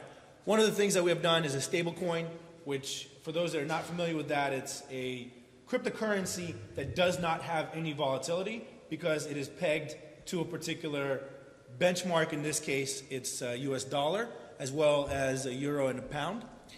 We also offer a cryptocurrency payment solution that allows seamless and efficient payments between consumers, consumers to businesses, and business to businesses. We connect that as well to the real world by providing a debit card that effectively allows you to spend your cryptocurrency anywhere Visa is accepted. And last but not least, we have a luxury marketplace which allows large holders of cryptocurrency to be able to purchase items, anything from houses to cars to private islands and so on. So here's some highlights on our company. In less than a year, we've converted over $100 million US in cryptocurrency to real world goods. That's the sexy side of the business where you're finding out people are buying Lamborghinis, trips to Thailand, jewelry, and cars with cryptocurrency. We have over 25,000 clients internationally, and we are working in cryptocurrency from Poland to Brazil to Australia, the UK, and the US. We developed our stablecoin and wallet system, and so far we have over $2 million in transactions in 2 months. Some days we have over $200,000 transferring back and forth from fiat to our stablecoin. And then we are one of the highest traded coins on a decentralized exchange with the most trading pairs. We are the fiat on-off ramp for the Stellar community, and we have partnerships with people like Bitcoin Cash as their merchant processor, the Stellar Development Fund, CoinGeek, Bitcoin.com, and the Merkle are websites that talk about compliance and things in the Bitcoin and cryptocurrency space. We support 11 assets, utility, and security tokens built on Stellar. We're a member of this global legal blockchain, the Forbes Technology Council, and Rise Up.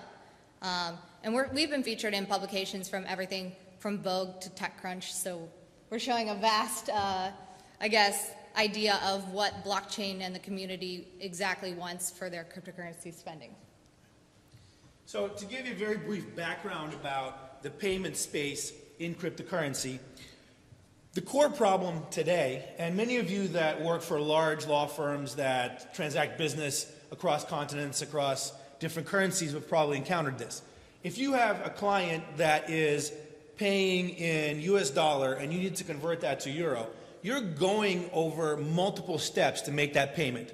Sending bank to a central counterparty, then there's a FX cost, there's fees to actually transact from the US dollar to euro, then there's additional fees to the central counterparty in Europe, and then finally to the receiving bank. That process is incredibly slow and very expensive. Cryptocurrency is able to solve that because the whole purpose of blockchain for payments is that you can literally send a payment to anyone, anywhere in the world, currently for less than 1 cent, and there it is received there in less than 3 seconds. That's game-changing, and that's why blockchain has really taken on in the payment space.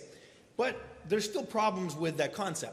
Most of the cryptocurrencies that you all are familiar with, such as Bitcoin, Ethereum, Stellar, and so on, have volatility.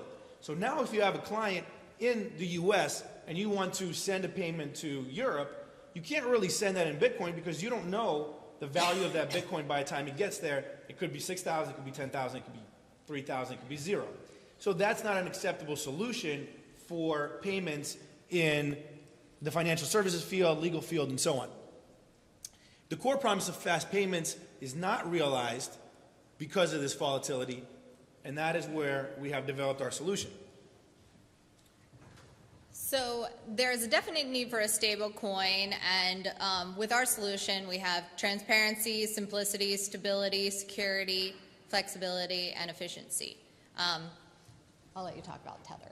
Yeah, absolutely. So without going into too much detail, there are some stable coins that have attempted to solve this issue. The one that you're probably most familiar with is Tether. And being in the legal field, you may be most familiar with them because they're actually being investigated by the CFTC and FBI and all kinds of people. But a quick overview of the stable coins that are out there. We are the only one that is 100% backed by the US dollar and is fully purchasable and redeemable into US dollars at any time. The other important part of it is that we're the only one that's third-party audited, and that's where we get into our collaboration with Integra. So with our transparency and auditing, once a month we decide to make a call to Integra and also a call with our CPAs to validate how much funds on deposit we have and how many coins we have on the blockchain. This is actually very important because a lot of the systems that public ledgers are using, there's Stellar Expert and Stellar Term and multiple other blockchain open source ledgers that go down at any given point. At that point, when we're giving our CPA's audit, the actual community might not be able to tell if the actual amount of banking on deposit is how many coins are on the blockchain. So with being transparent on both sides of the blockchain and with funds on deposit, we're able to truly be transparent and show our clients that we are doing everything in our power to stay compliant, safe, and be audited for them. So our solution, what we have created, has many advantages, but to recap, what we're able to do is we facilitate payments both with cryptocurrency and fiat, but also international payments, and we do that for businesses all across the world as well as consumers. We're building the foundation of what is effectively a new payments economy that allows you to have the efficiency, the low cost, and the speed that blockchain provides for the payments field. And so our team is dedicated professionals from the financial world, the legal world, the technical world. You might recognize one of the names on the list over here, David Berger. Advisor. But we keep our team as vast as possible and with as many different advisors and as many different team members as possible to keep the best, I guess, set up as we can. We've taken professionals from legal field. Actually, one of our, you might recognize Cobra Kim. It's a pretty big law firm that many of you, I'm sure, are familiar with. That's one of our advisors as well, since they're very, very heavily involved with the cryptocurrency payments, asset tracking, and so on, and obviously a great deal of technology people that help us put it all together. So thank you for your time. We'll take any questions outside later on if you want to. Thank you.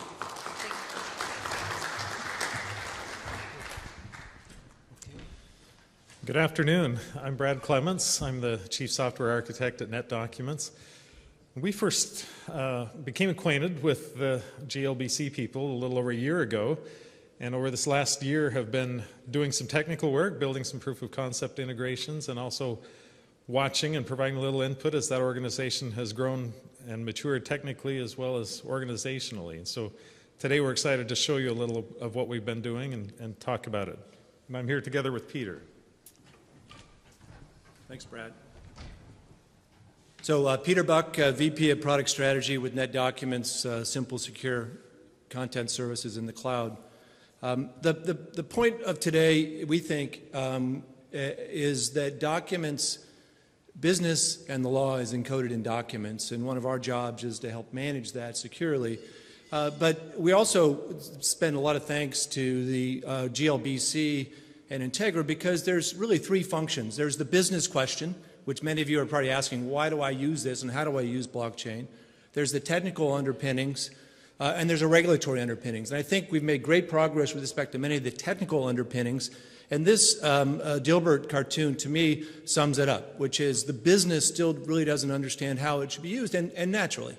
So one of the things we want to show today is really two bits of transactions. One is a transaction around securing and completing a document as part of a purchase agreement, and the second is securing email and encrypting those. So we think those are practical use cases around this notion that the business and practice of law is encoded in documents. So let me start first, just set the stage a bit. So this is a supply agreement between Contoso Inc., a NetDocuments customer, and Text Extract Inc., a supplier of services to me on an ongoing basis. I happen to be in the corporate law department at Contoso in the ops team. And so my goal is I traditionally establish a multi-year agreement between parties that have amendments that provide new services on an ongoing basis. So my first goal is to establish that relationship. I establish that relationship in a traditional way, and it's going to look very familiar to everybody here. So step one is that I'm a NetDocuments customer. I need to begin to start an agreement. You'll see my list of documents available to me here. Here's the master services agreement that is the part of the relationship. I've created a number of versions of that document, and they're available here. So now I've got the drafted agreement. I need to start the process of executing this agreement. So having done that, I will now attach this document that's been worked on to an email. And that email will be distributed. It's a PDF type A format, so we know that it's got endurance, but it's missing the distributed trust component that we need to support future agreements. One of those agreements is going to be possibly smart contracts that need a definitive ID associated with the business terms. So now I've taken this document, I've sent it, now I've received back the final agreement, and I'm going to place it back into the repository along with the original negotiated agreements. As I do that, I come back to my dashboard. You can see me here. And now I see the list of agreements that are part of this master services term. There's the one at the top, the master services agreement between Contoso and Text Extract Inc.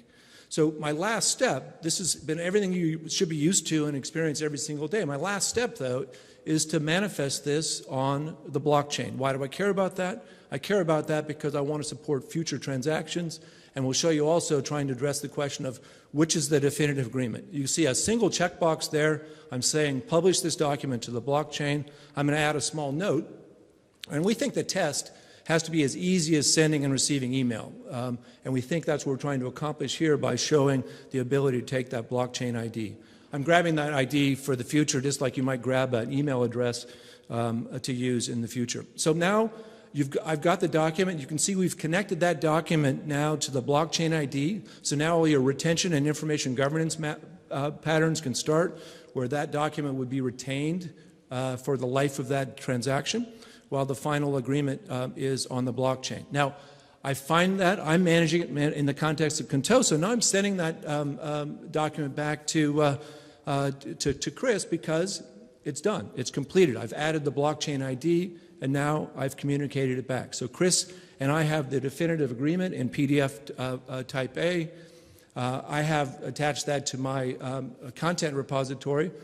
Chris would keep a record of that however he wants. Now remember, each of these can be shared through a URL so that if I want to go back later and look.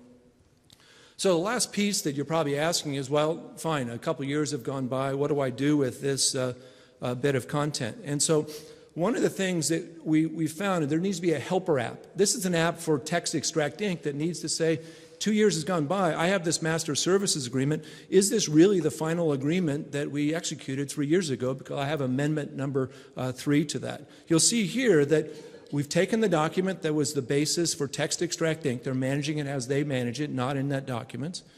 We've recorded that blockchain ID. Now, my colleague, Chris, has uploaded that document, and this little helper app has come back and said definitively, this is the same exact document that was signed and finalized 2 years ago. Again, I think you'll see a lot of maturity around these helper apps so that we can make sure if everybody's not sharing the same content repository, it makes it easy to access it. So that's the workflow. It should look very similar to all the things you work today. You've got communication and versioning that happens. You have emails and documents being shared on emails, final email publishing via electronic signature, and we're simply bringing the glue back to make sure that that can be published to the blockchain and very easily rendering an ID. So this was all built on top of the IBM Hyperledger with the assistance of the Integra APIs, but I thought for the business people in the room, I thought sometimes it's helpful to sort of peel it back a little bit, and so let's look under the hood of what really happened. So I showed you we kept the blockchain ID. That's what's shown on the screen now. The next was this document or digital digest. Everybody's been using the word a hash. Essentially, it's a digital fingerprint that's mathematically generated and impossible to alter. That's been rendered to the blockchain as well.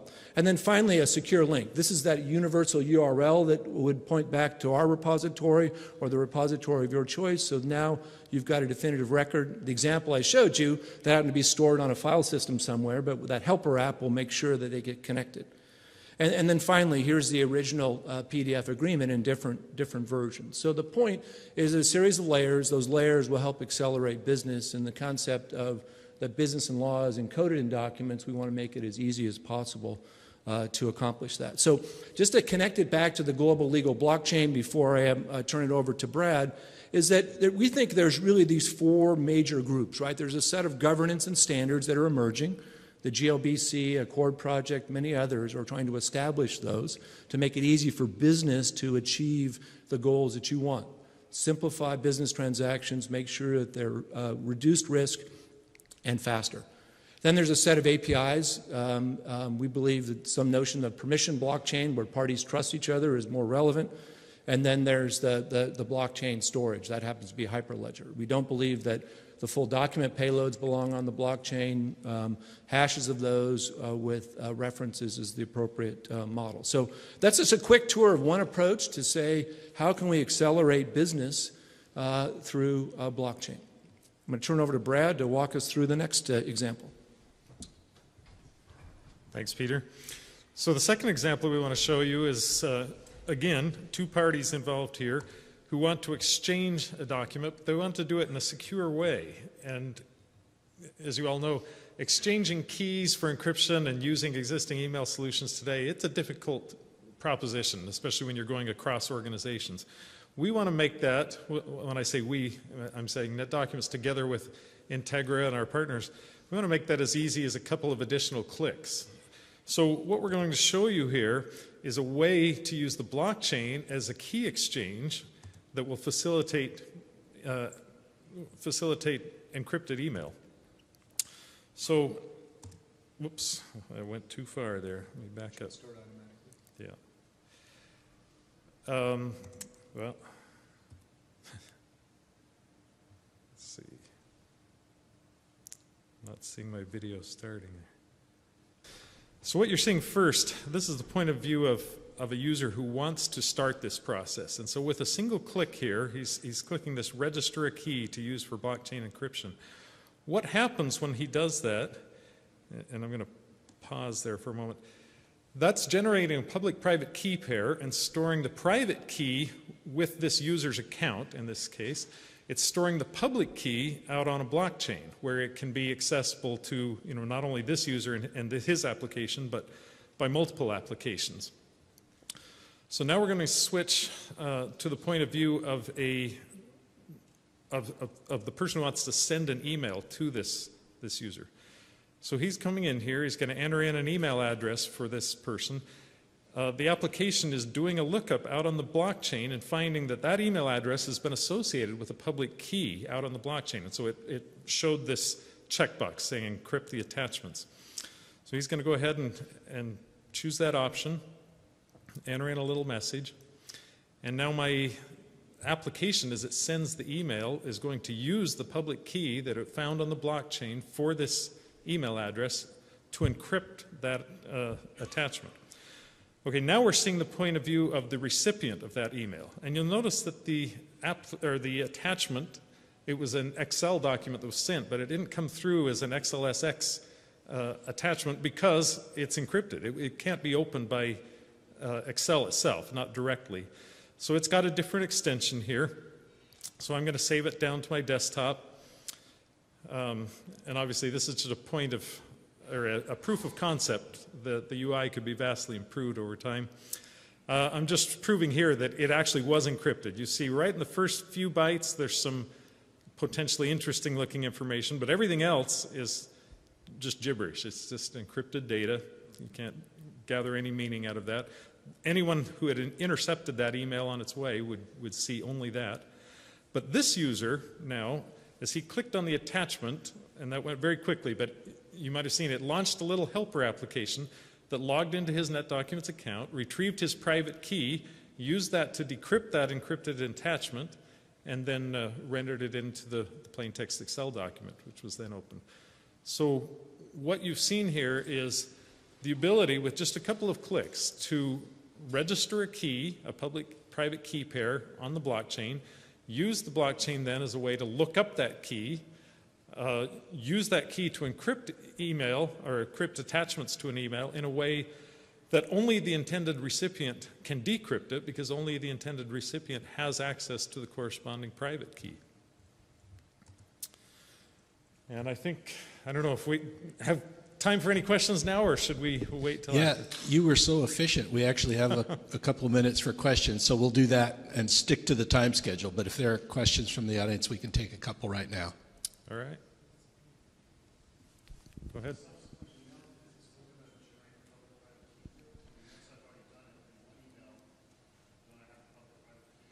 Would you just repeat the question?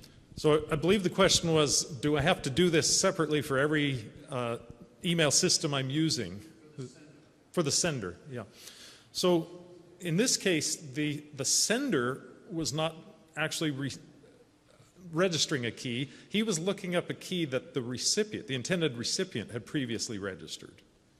I think before he did that, he identified the document. There was a checkbox that said generate public private key pair for the sender. Yeah, I should have separated those three phases a little better. The first phase where you saw that checkbox that said register a key, that was actually the recipient's point of view. And so the recipient would do that once. Then I switched to the sender's point of view, and the sender didn't actually register a key, but he entered that email address, and then a lookup happened against the blockchain, found the recipient's key, and pulled that back to do the encryption. We would like to see the Integra ledger being used as a key registry. We proposed this out to a number of people. Brad was the first to jump on the concept and go, this really works well. So we would like to see pretty much everyone have a public key registered, and then consumers like NetDocuments would be able to integrate it into their systems. And it does need to be said that this is a proof of concept. There are some missing pieces there, and if you attend the third blockchain session at ILTACon, that Jay mentioned will be on Wednesday afternoon. We'll talk a little bit about what are some of the missing pieces there that we're hoping the GLBC and other organizations can fill to really make this a complete solution. Question in the back?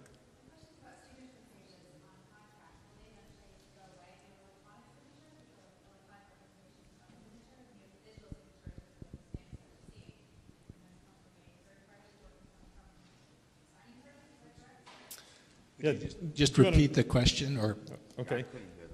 Yeah, the question had to do with signature pages on documents. They're so tedious today. You know, you prepare a document, you send it to someone, they print it out, they handwrite a signature, they scan it back in, they send it. There's a lot of tedium involved there, and can that be automated? Can that be made easier? Can I have a minute, Jay? Go ahead. Absolutely. There are many solutions people are working on. Integra is proposing a solution called Smart Documents. So we have this idea of attaching digital signatures, registering them on the blockchain, and actually attaching them to digital files that you can embed in documents, for example, generated and managed by NetDocuments. We have a lot of stuff where the Contract Express demo that you'll be seeing in a few minutes touches on some of this possibly. But yes, we believe that you can create digital signatures attached to something a little bit more complicated called self-sovereign identity. So not only will you have your own signature, but you'll be able to use it to control releasing your own information, so that Equifax or someone doesn't have to have all of the information. You own the information, and you digitally sign a release, or someone asks for it with their digital signature. So there are a lot of technologies that are a little bit too complicated, but grab someone from Integra, especially me, and we'd be happy to talk about it. We've written a short white paper on that topic about business blockchain, sort of repudiation and agreement about how that can accelerate the PDF process today. So if you want to see me afterwards, happy to give you a pre-release copy of that. But I think over time with Vermont law and other legal and regulatory findings, you will see that PDF wet ink or digital inks being eclipsed with blockchain identities.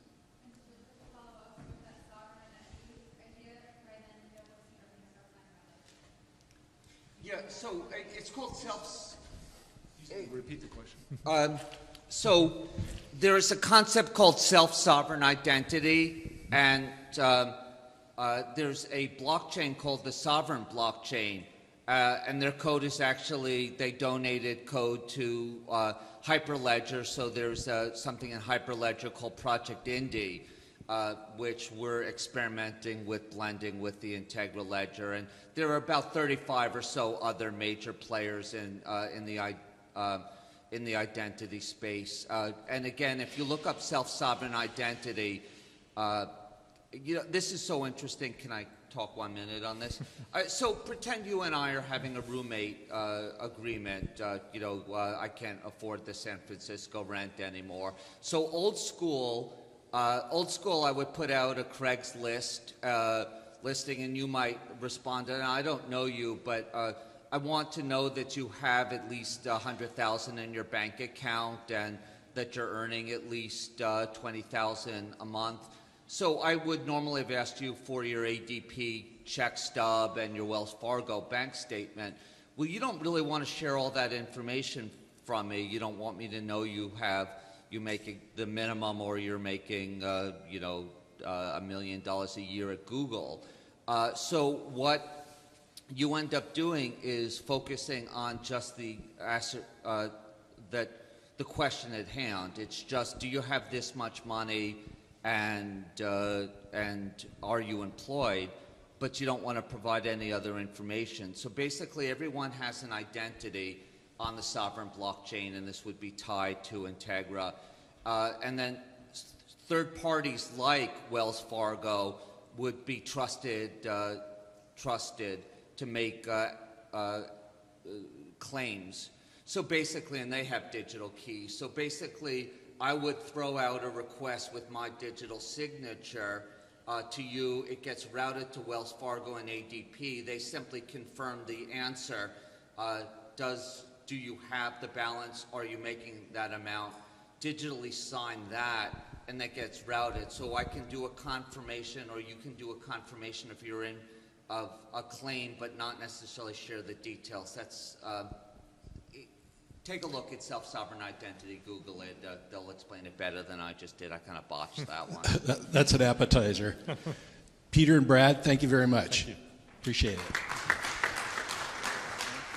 So, firstly, thank you to Jim, David, and Kim for inviting me out. Any excuse to get off our lonely convict island is a good one, and I'm excited to kind of be with you today, and also join in at ILTACon for the session on Wednesday. So we have some exciting news coming out this week, actually tomorrow, and a lot of what you're going to hear today is the first time we're sharing this with the public. But if you're a subscriber of artificiallawyer.com, Richard Tremens over there in the audience, he might have some news tomorrow about what we're working on. So some of you may know that Legaler launched to the public in April 2017, a secure online communication tool for the legal industry, connecting lawyers and clients in their browser with encryption and everything else you need for your meeting, from scheduling, notes, agendas. So in the words of Monty Python, I'm going to share something completely different with you today.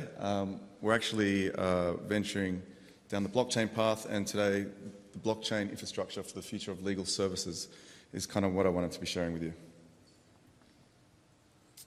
So most of you in the blockchain space that have been in the industry for some time are quite familiar with this 2 billion people living without access to banking, the financial inclusion issue, the unbanked. It's a huge problem, but it seems like we're making some headway with Bitcoin, cryptocurrencies, things like remittance to your family, getting a bank account, being able to get a loan to start a business. These are things that have been quite exclusive for some time, so we're kind of making some inroads there.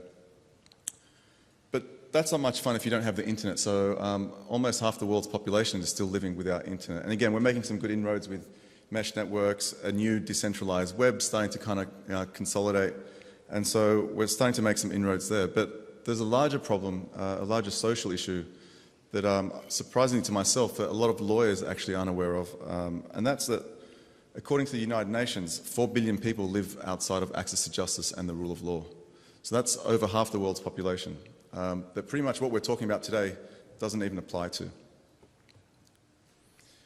And it's a lot more real than that, because in the developed countries, Australia's the same, UK, Canada, and the United States, about 80% of the population, so 4 out of 5 people, when faced with a legal issue, can't actually access the system. Too expensive, too difficult.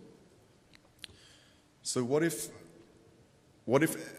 blockchain, the way it's solving the problems for internet access, the way it's solving the problems for banking, could actually be applied to solving the access to justice problem?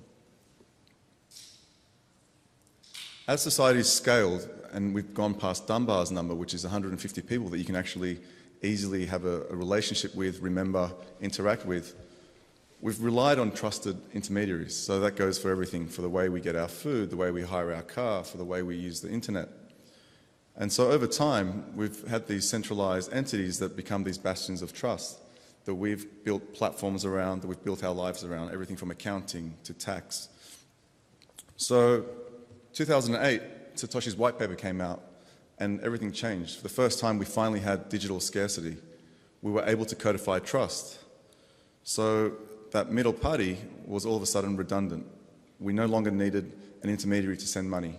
So you could say the first DAO, which was basically Bitcoin, a bank with no CEO, no bank teller, no security guard, allowed us to transact just based on code. So again, what if we could apply that to the way we render legal services, to the way the legal industry is constructed? What I want to share with you today is Legaler's new ecosystem. It consists of four main layers. The first one is the DAO, which is basically us, the organization. Over time, as we build this technology out, we will decentralize ourselves. So a token will be used to incentivize the community to do everything from customer support, to picking curators, to basically maintain the whole system, governance, everything that is required to run this organization. So the main infrastructure layer is our blockchain. So we're building a public blockchain for the legal industry, designed with the legal industry in mind. And on top of that, we're building a software layer, which is a SDK that is quite modular, that we'll be building apps ourselves, legal dApps, decentralized applications, but also opening up to the public. So again, a public blockchain and a software layer that anyone can come along and build a decentralized legal application. And again, the legal blockchain has been designed for the strict confidentiality requirements of the legal industry. And there's also certain key scalability limitations that I guess every blockchain is struggling with at the moment that we're also looking to solve. So the first one is a unique randomized delegated proof of stake consensus mechanism. So our algorithm actually gets away from the blockchains like EOS, where you've got 21 nodes, and you're creating this oligarchy of 21, I guess the rich getting richer and having more power, block producers. What randomized delegated proof of stake does, again, it gets away from proof of work and Bitcoin's inefficiencies, and all of a sudden you can sample a group of block producers and rotate them and actually let them work in a cycle, so the distribution of block producing is spread out and fully decentralized and maintains decentralized over time. So combining that with PBFT, which is practical Byzantine fault tolerance, even if a third of the network goes malicious, you can still maintain consensus. So again, with these two combined, we have a pretty secure and decentralized network. One of the key problems with public blockchains like Ethereum is competing for gas fees. So everyone's competing for transactions all across the world, and you've got 20,000 or so nodes that need to maintain every ledger. Legler is leveraging Ethereum for its economic security, so it changes every day, but at the moment a $30 billion platform which is secured by economic incentives baked into the blockchain. So we're using Plasma Cash to actually leverage the economic security of a $30 billion blockchain day one, where tokens through a smart contract can actually land in Ethereum and be used in our blockchain. So essentially, enforceability verification happens on Ethereum, but the computations can happen rapidly with the full security of Ethereum within our blockchain. And then finally, the privacy layer. So ZK Snarks was a zero-knowledge proof technology that came about. You might have heard of Zcash, which has used that to create a privacy-based cryptocurrency. Well, it's evolved now. It's become a lot more efficient, and we have ZK Starks, which allows private smart contracts to happen in a very lightweight computation method. So you can have a public blockchain with the full security of a private transaction. And now we get to the software layer. So this is what we're building out at the moment, and I'll share with you one of the first use cases that we're putting out to the market. So the software layer allows anyone, a developer, a business, to come along and reimagine the current paradigm of legal services. So you can think of litigation funding, where you can use a token to actually raise funds from the crowd. To say you want to sue Volkswagen, you can actually have a tokenized crowd fund that vets cases and invests in those and pays a dividend as a security token to the public.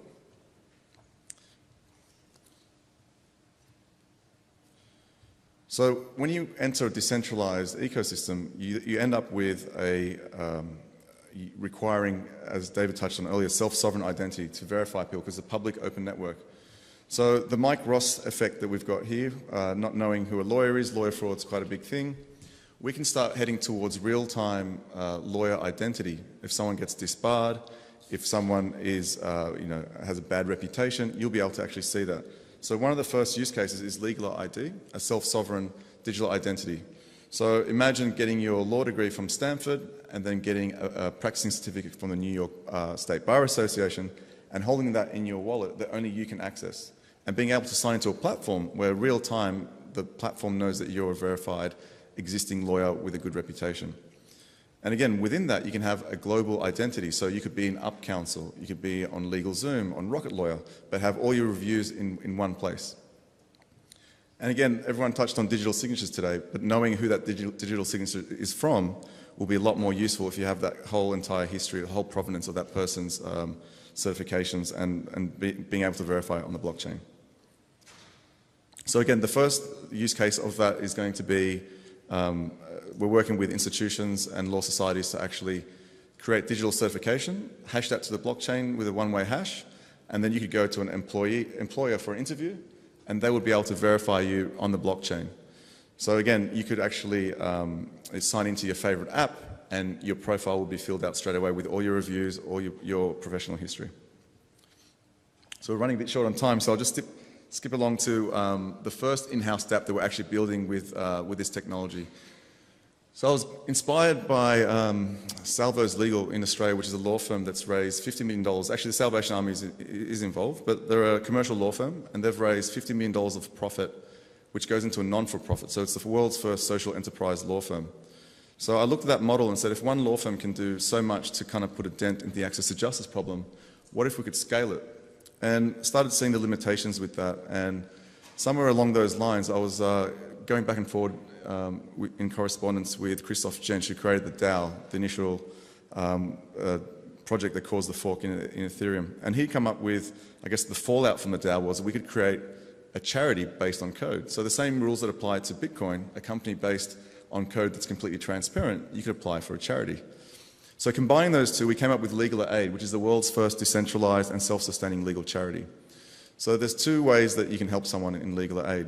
One is a pro bono network, where the disadvantaged are matched with lawyers that are pro bono lawyers being incentivized by a rewards token. And again, this is completely transparent, and the lawyer has a reputation that is completely public. And finally, you're able to actually crowdfund social justice cases, where you can have a smart contract collecting funds from the public, and you can have full donor to recipient transparency. So we call this a proof of impact platform, where you can see the lawyer's work, you can see Legal Aid as a company completely transparent in their financials, you can see the impact on the client's life, and you can actually see the donation, again, in its full life cycle. So just to wrap up, guys, I'd love to talk to you this week. Again, I'll be around all week. You can get me on the following contact details, but would love to partner and talk to anyone who's interested in doing a proof of concept, interested in building out some of these projects. Could be an Uber for legal, a marketplace where you can connect lawyers and clients together without a middleman. It could be a referral network, a recruitment marketplace.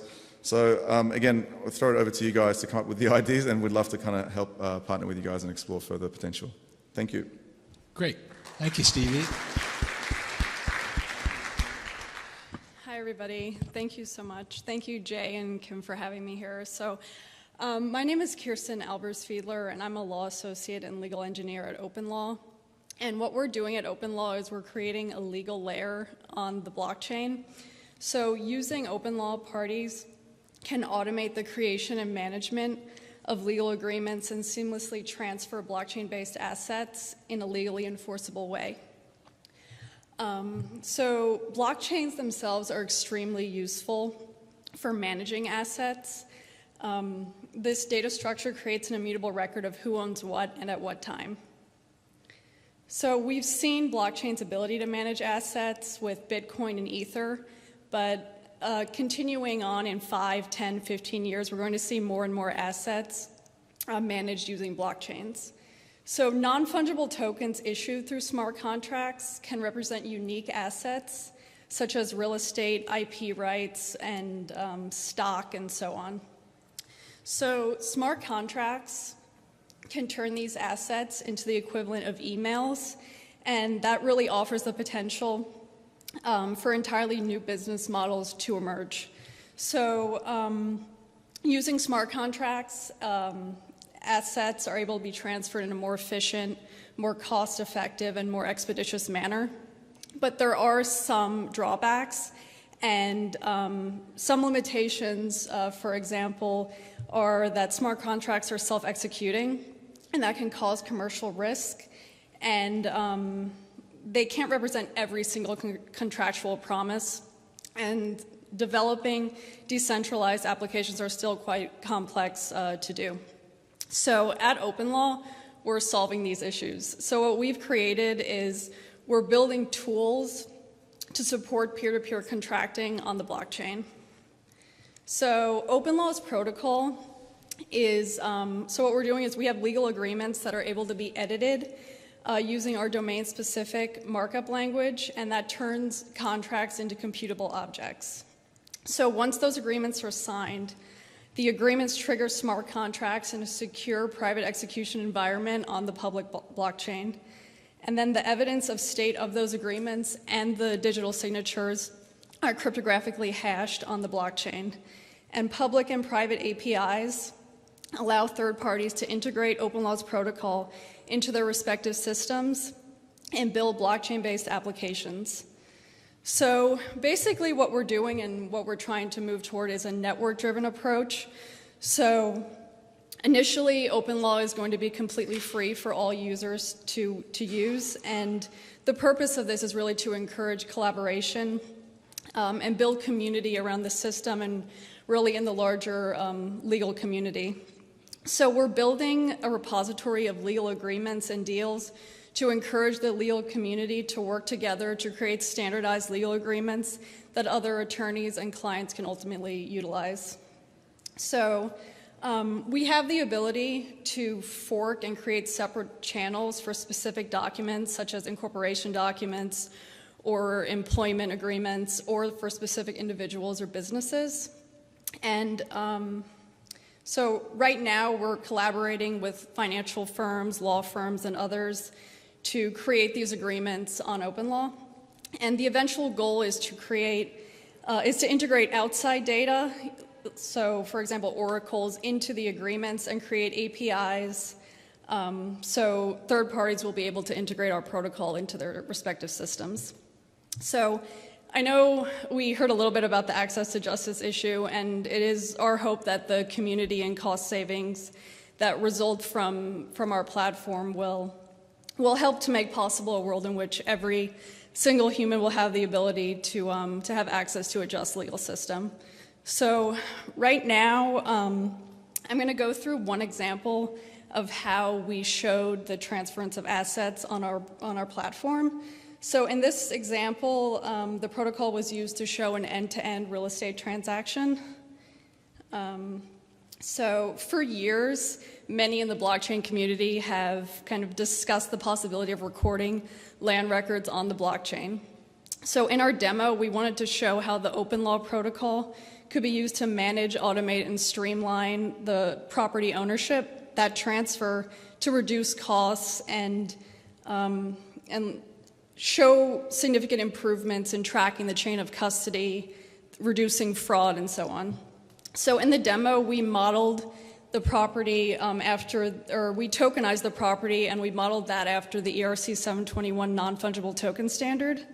And really, tokenizing property and other assets and using blockchains can really take a process that lasts months and weeks and turn that into days or even minutes to actually achieve the same goals. So for this demo, we actually partnered with an Australian law firm, Coors Chambers Wethgarth, to build an end-to-end real estate transfer. So in the demo, as you can see on the PowerPoint slide, the seller and the purchaser agree to the terms of sale on a standardized contract using the OpenLaw platform, and then the parties digitally sign that agreement. Their signatures and the state of the agreement is hashed on the blockchain, and then key variables are submitted to a smart contract to initialize the sale of the property. And then after the payment transfers, the seller finalizes the transaction, and then the purchaser receives that tokenized property, and that transference of the property is also recorded on the blockchain. So what I'm going to do is I'm going to show a short clip to kind of show you guys a little more of how this was actually done. This user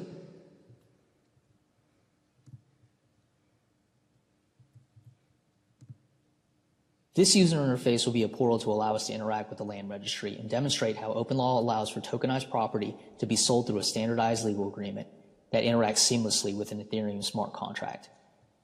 We're assuming that the property to be transferred exists and has been recorded to the land registry. The property's unique string identifier can be used to look up details about the property. We see the property's address as well as its owner's Ethereum address. Let's go to the sale of land contract template.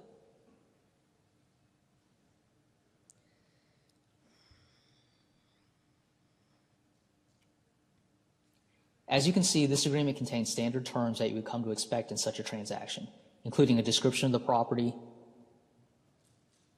purchase price terms, and financing terms. When we look at the markup language in the source, we see the block of code that will trigger the land registry smart contract to initiate the sale transfer after the agreement is signed by the parties.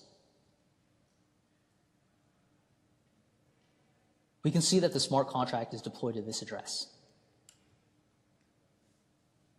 As part of the interaction with the smart contract, OpenLaw will pass several key parameters entered by the parties. The Ethereum addresses of the buyer and seller. These will allow for the distribution of the tokenized property in the escrow funds.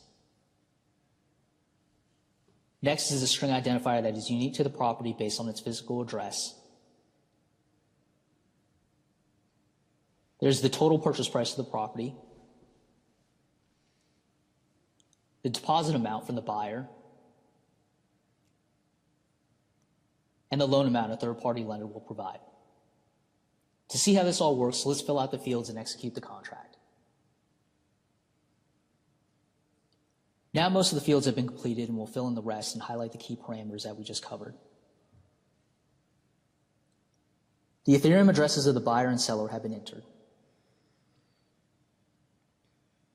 You notice that the seller's Ethereum address matches the address of the owner recorded in the land registry.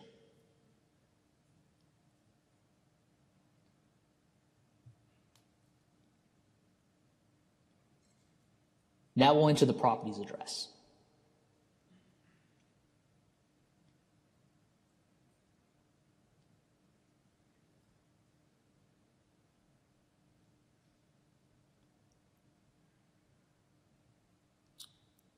You'll notice that the markup language returns the corresponding unique string identifier that is used to distinguish properties in the digital land registry.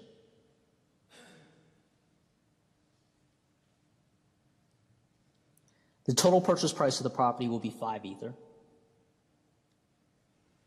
The buyer will agree to pay 2 Ether in a single deposit prior to settlement.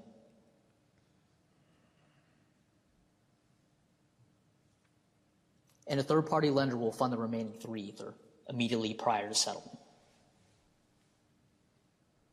So now that the fields are filled in, we can send the contract off for review and signatures.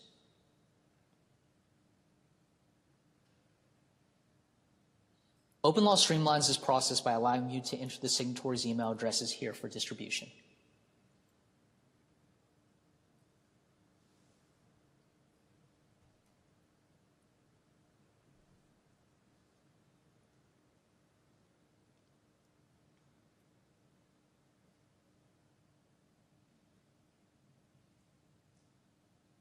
The parties then receive links to view and sign the agreement. Let's see that in action. The first party is already logged in, so we are directly prompted to sign the agreement. Once the agreement is signed, a cryptographic hash of the agreement is created and recorded to the Ethereum blockchain. We can see the record for each signature made.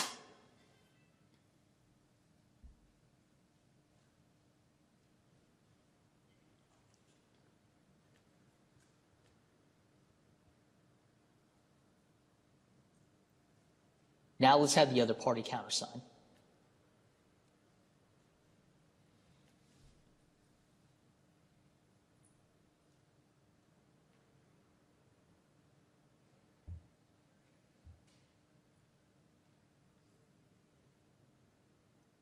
After both parties sign the agreement, OpenLaw will automatically trigger the smart contract to initiate the property transfer.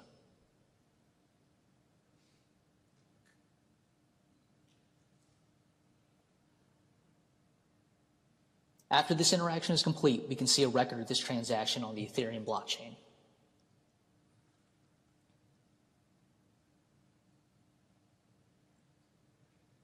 The address here pertains to the address that our smart contract has been deployed to.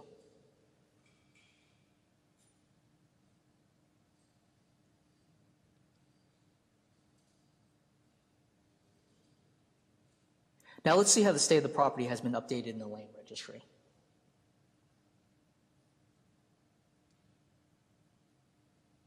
We now see that the property is pending sale and includes all the relevant information for the transfer, including the buyer's Ethereum address, the purchase price, the deposit amount, and the loan amount. The escrow balance refers to the amount being held by the smart contract with respect to this property. Okay, so you could see that when the contracts are sent to the different parties, they receive an email and they can review the agreement, edit it, send it back and forth to the other party.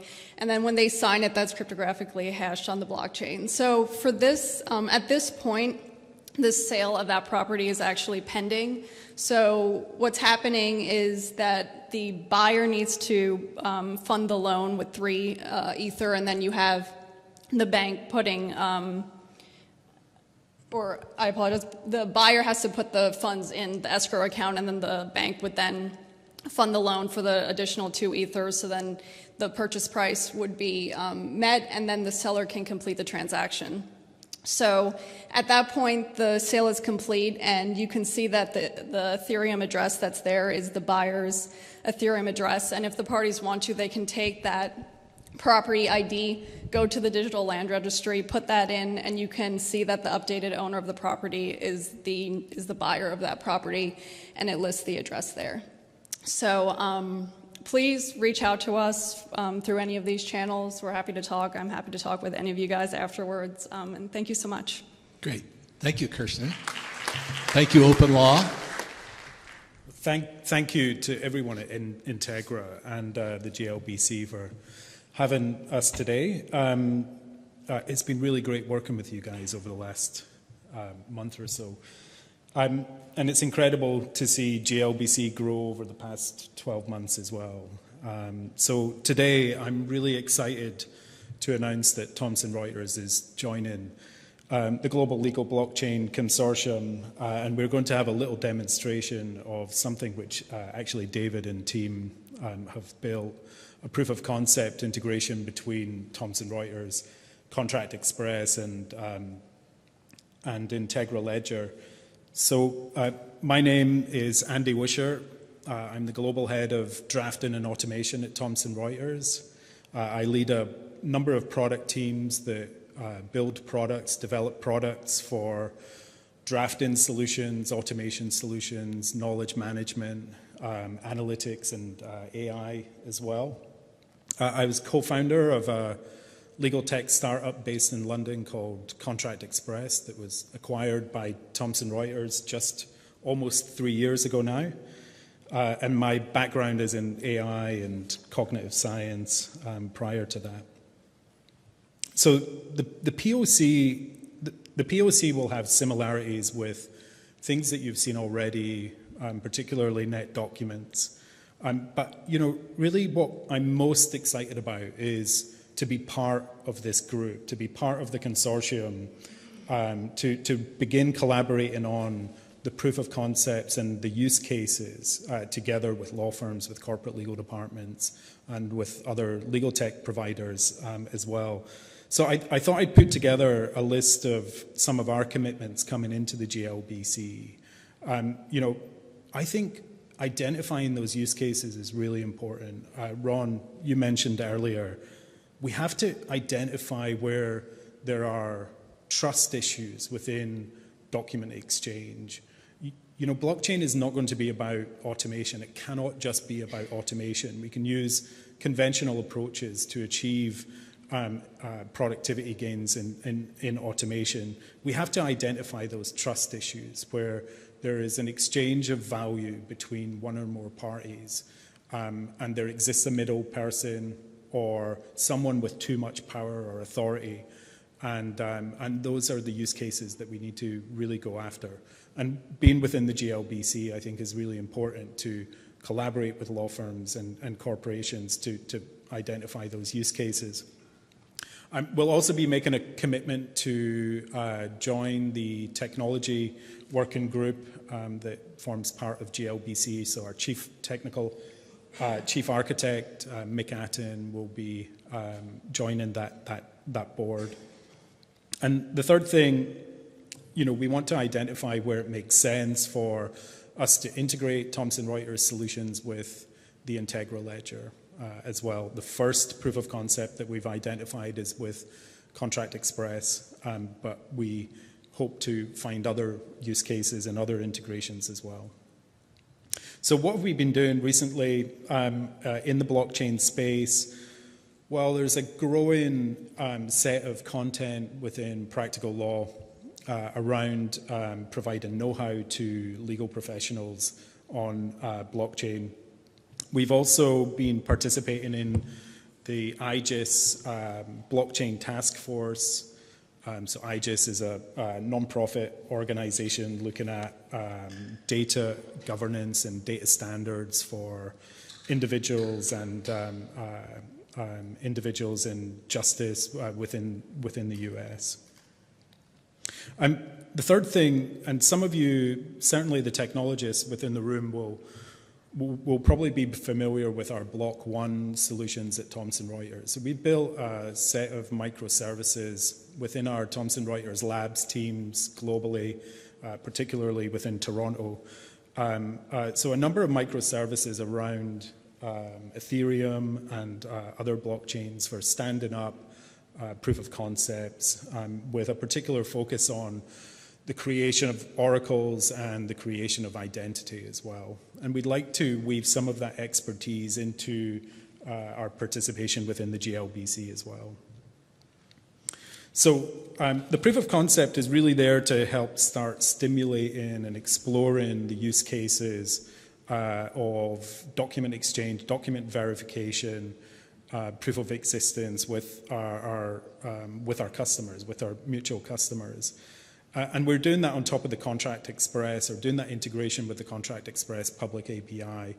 For those of you that are less familiar, perhaps, with Contract Express, it's a document automation workflow solution that enables non-lawyers, and I love that term, non-lawyer, as a non-lawyer myself. I know it's not to everyone's liking, but for non-lawyers to be able to create documents, and lawyers to create documents through completing decision trees, through completing questionnaires, which are built by legal engineers or lawyers within a law department or lawyers within the law firm. It's got some workflows around negotiation, around e-signature. It has a client's portal, client service capability as well, and integrates with DMS solutions like NetDocs and iManage. You know, if we think about the practice groups that are focused mostly on the use of automation, it's things like you know, commercial, corporate and M&A, real estate in particular, globally, real estate. It tends to be a practice group that focuses on contract and document automation. So what's it all about? I think you all know this by now. We will generate the document within the Contract Express solution. We will get a document ID from the Integra Ledger that we can then embed within the document that's being created by Contract Express. We can do some post-execution verification steps and audit steps once we've got that ID, and that enables us to create an audit log against that document for events that can happen after that document has been executed. So let's take a look. I have to, at this stage, thank all of the Integra team, David in particular, for helping pull this proof of concept together. And I think it was Corey as well who's narrated the video that I'm about to show you. The Integra Ledger integration with Contract Express is accomplished via the Contract Express API. This demonstration will show how adding Integra blockchain-based IDs to Contract Express-generated contracts can transform them into smart documents, or some might say smart contracts. These aren't actually smart contracts the way people normally talk about self-executing smart contracts. Instead, our objective is to create computable contracts, contracts that have embedded data authenticated using blockchain that can be integrated into other software systems to automate many organizational processes. For this example, we start with a real estate lease contract template. In Contract Express... Oops, oh great, fantastic. Sorry about that. I was worrying last night that this could potentially happen, that I get to the point in the demo... The Integra Ledger integration with Contract Express is it accomplished via the Contract Express API. I'm not going to This try and demonstration forward will it show now. how adding Integra blockchain-based IDs to Contract Express-generated contracts can transform them into smart documents, or some might say smart contracts. These aren't actually smart contracts the way people normally talk about self-executing smart contracts. Instead, our objective is to create computable contracts, contracts that have embedded data authenticated using blockchain that can be integrated into other software systems to automate many organizational processes. For this example, we start with a real estate lease contract template. So this is the underlying Contract In Contract Express Express, template. we tag the user-defined fields, which can then be used to generate the data entry form.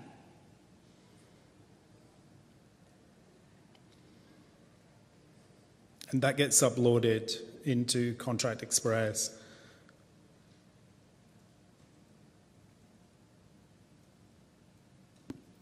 Contract Express user proceeds to enter information into the form fields as per the typical process for generating a customized contract from a Contract Express template.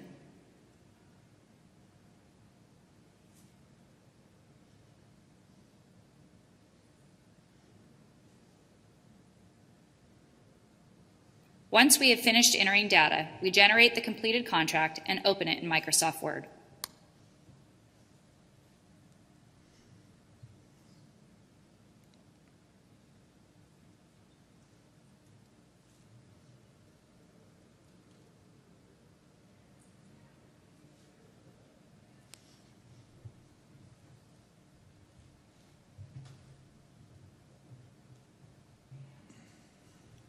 While in Microsoft Word, we use the Integra plugin to generate a unique Integra blockchain ID for the contract.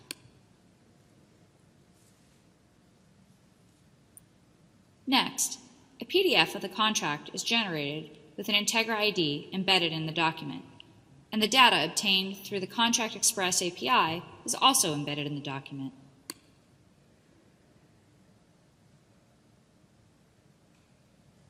When you open the document, you'll see that a QR code has been embedded at the top of the document.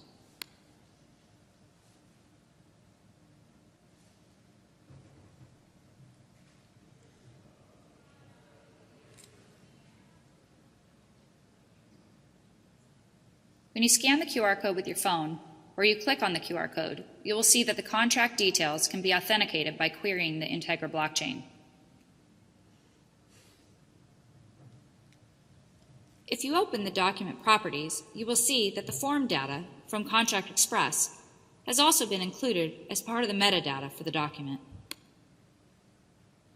This is the first example of new functionality that Contract Express users can access with the Integra Ledger integration.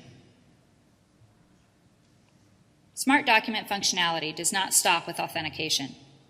Because the contract has been authored in a way that automatically embeds computable fields in the document, and those fields can be authenticated and confirmed on the Integra Ledger blockchain, the real estate lease contract PDF is now a smart document that can interact with literally any other software system. For example, for this demo, we created a simple website that simulates a property management software application.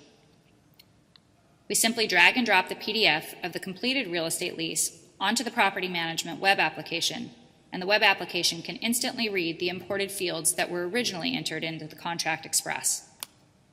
In this way, contracts authored in Contract Express can automatically configure accounting systems, CRM systems, supply chain systems, and just about any other enterprise software.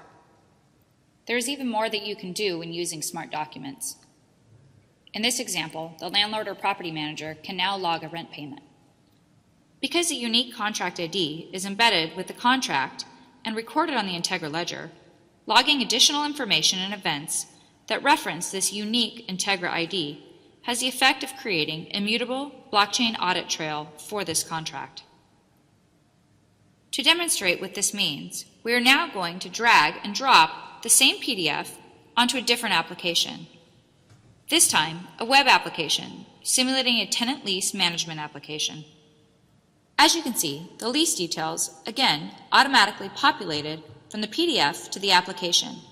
But now, the updated lease history associated with this Integra contract ID includes the landlord entry confirming receipt of the tenant's monthly rent.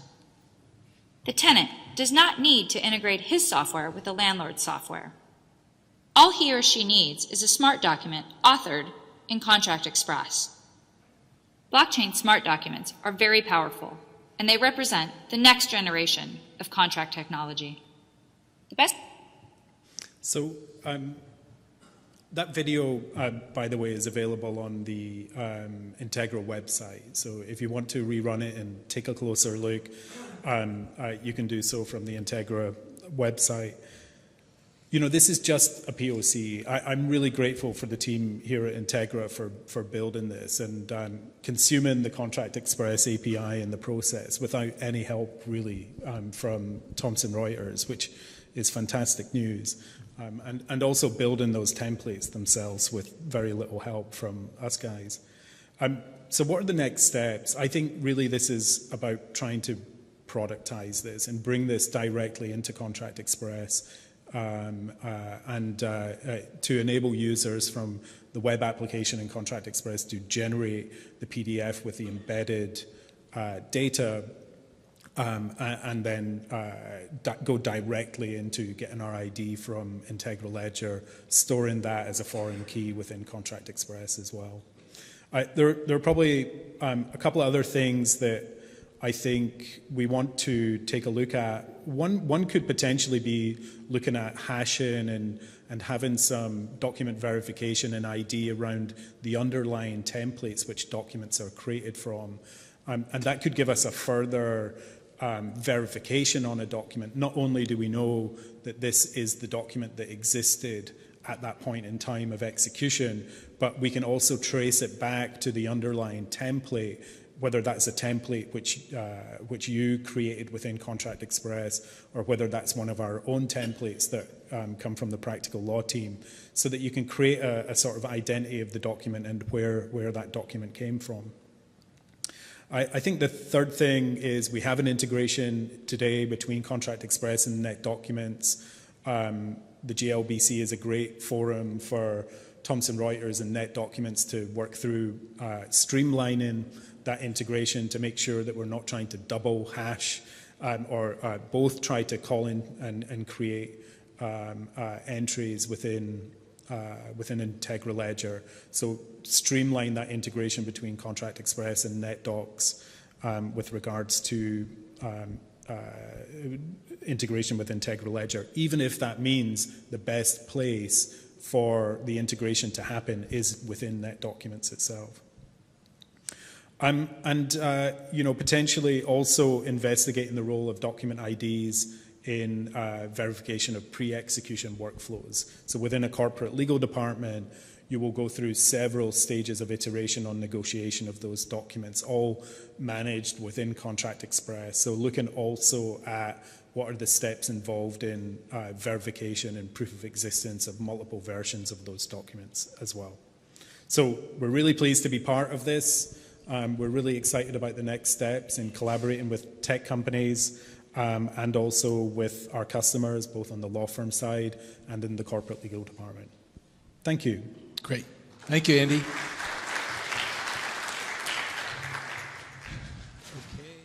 Good afternoon. I'm James Cornell. I'm the office administrator with Shook, Hardy & Bacon in their Washington, D.C. office, and I'm also the president-elect of the Association of Legal Administrators.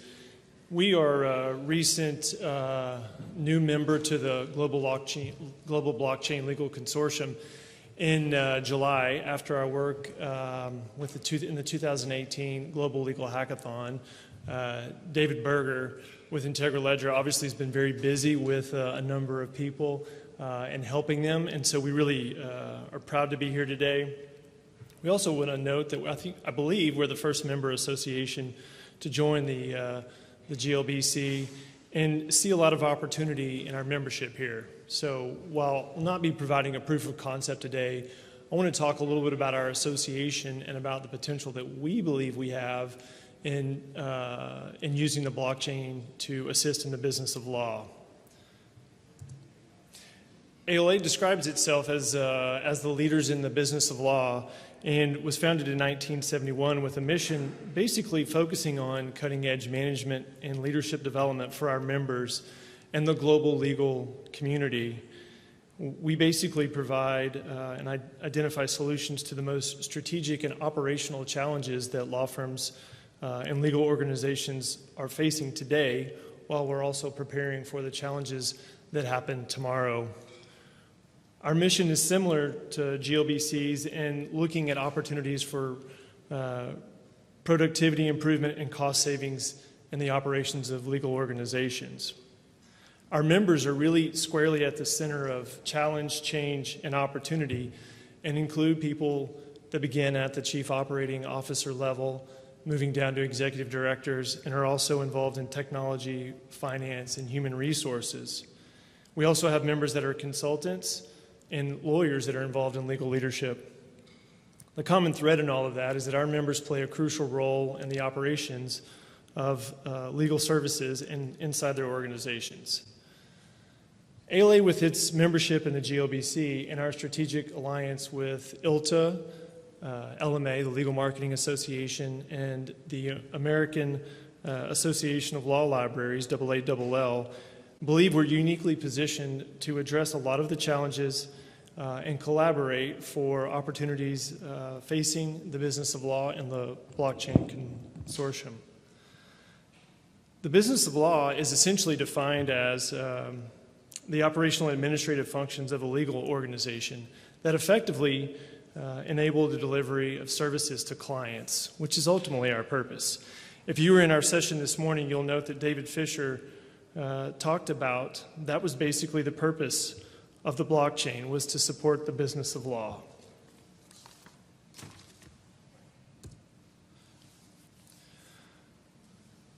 Yes to innovation and no to change. That's an interesting idea, but the reality is it's the environment that we find many of our legal management professionals operating in today.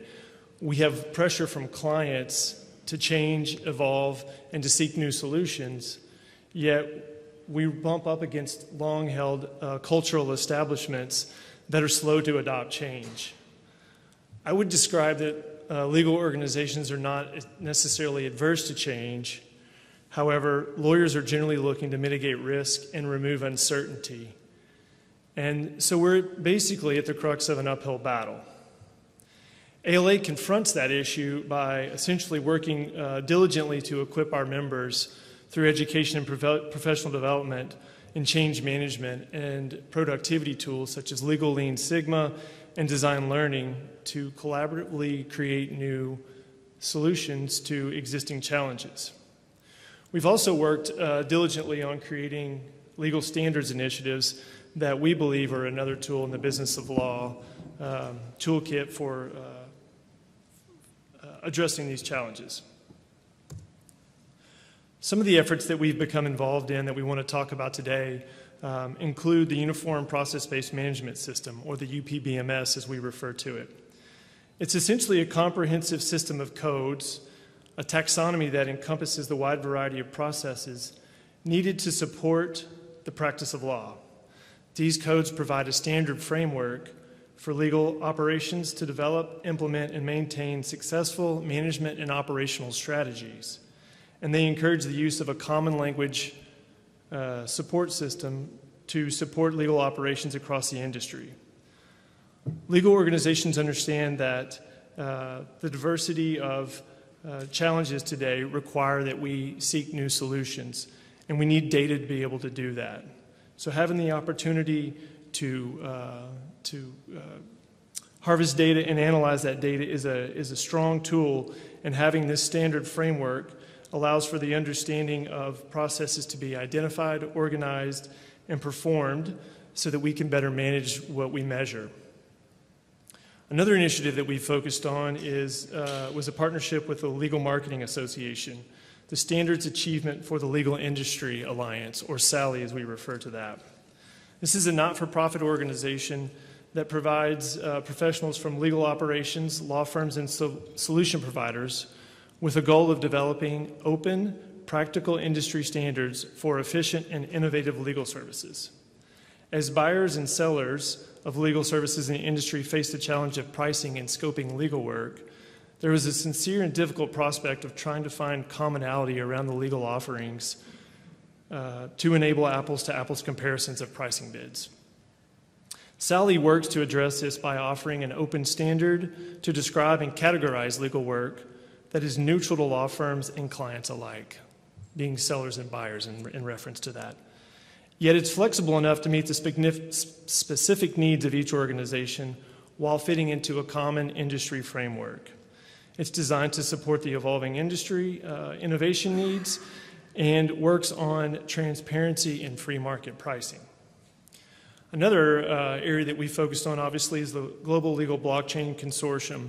And our involvement with the UPBMS and Sally really helped us to understand the power of the consortium and the technology that it utilizes. Going back to February of this year, we were involved in the 2018 Global Legal Hackathon, where an interesting team of professionals with zero hackathon experience came together in Chicago and dreamed up an idea of using our UPBMS code sets to effectively manage and understand the operational administrative data that happens in the support of the practice of law. What we essentially looked at doing in the hackathon was creating an API that would allow us to easily implement the UPBMS codes and the common communication tools that lawyers and their support staff use. The idea being there that if we could extract the data from that conversation, we would have a better understanding of what we were doing, the efficiencies around it, and the opportunities to better manage and create more strategic teams to support our clients as well as our organizations. We also saw it as an opportunity to more strategically staff our teams to provide better pricing, efficiency, and optimization of client service, moving towards client transparency, which is something that, again, we're very focused on. Essentially, the opportunity to participate in the hackathon is when we really saw the capabilities of the blockchain and the UPBMS codes come together, and the idea that we no longer had to subscribe to the theory of this is how we've always done it. Where we are today is we feel like just scratching the tip of the iceberg. The idea that the tip of the iceberg is where legal and technology come together. Blockchain technology obviously has a lot of application in many places. You've heard about a number of those today. Many of them support legal services, smart contracts, payment authorizations, chain of custody, contract management, but there's also the business side of that. We talk about human resource records. We talk about credentialing, verifications, payment transactions, and even law firm business models that can be improved by blockchain technology. ALA, as a member of the GLBC, wants to be right in the middle of that, not necessarily developing the technology for that, but developing the application for it and the opportunity to use the technology that exists to improve the legal industry. We certainly see that the blockchain has the power to revolutionize the way we live and the way we work. And we think, again, that we just scratched the tip of the iceberg with this opportunity. But the idea that we have the possibility to implement and use technology to create new solutions is where we really thrive and where we really see the future going. Thank you for the opportunity to be here today and for the opportunity to be a part of the consortium.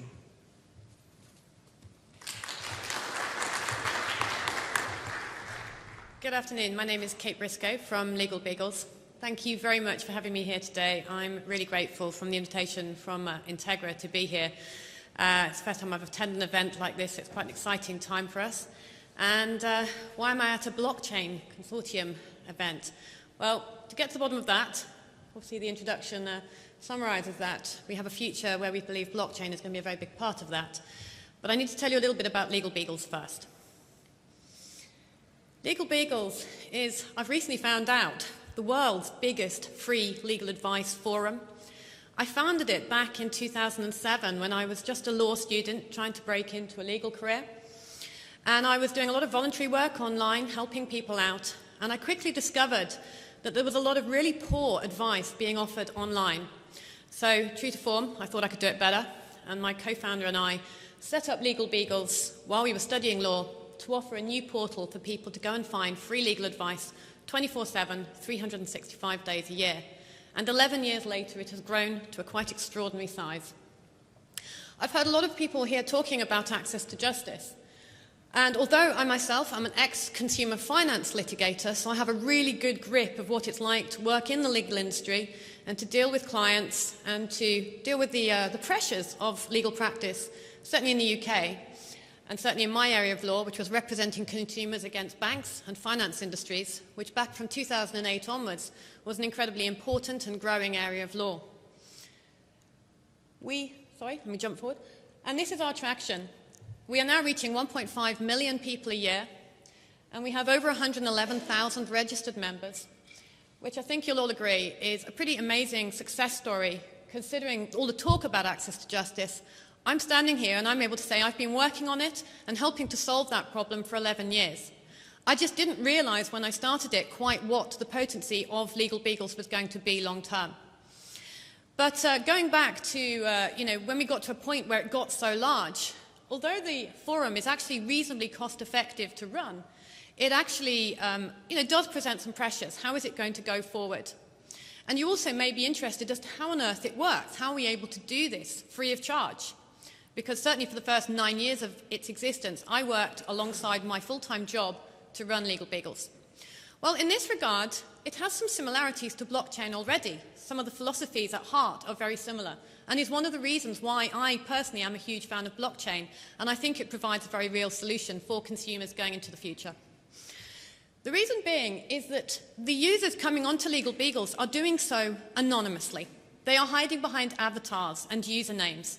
And so they're able to come on any time of day and night and ask a question, but the answers are given in complete public forum by a team of volunteers.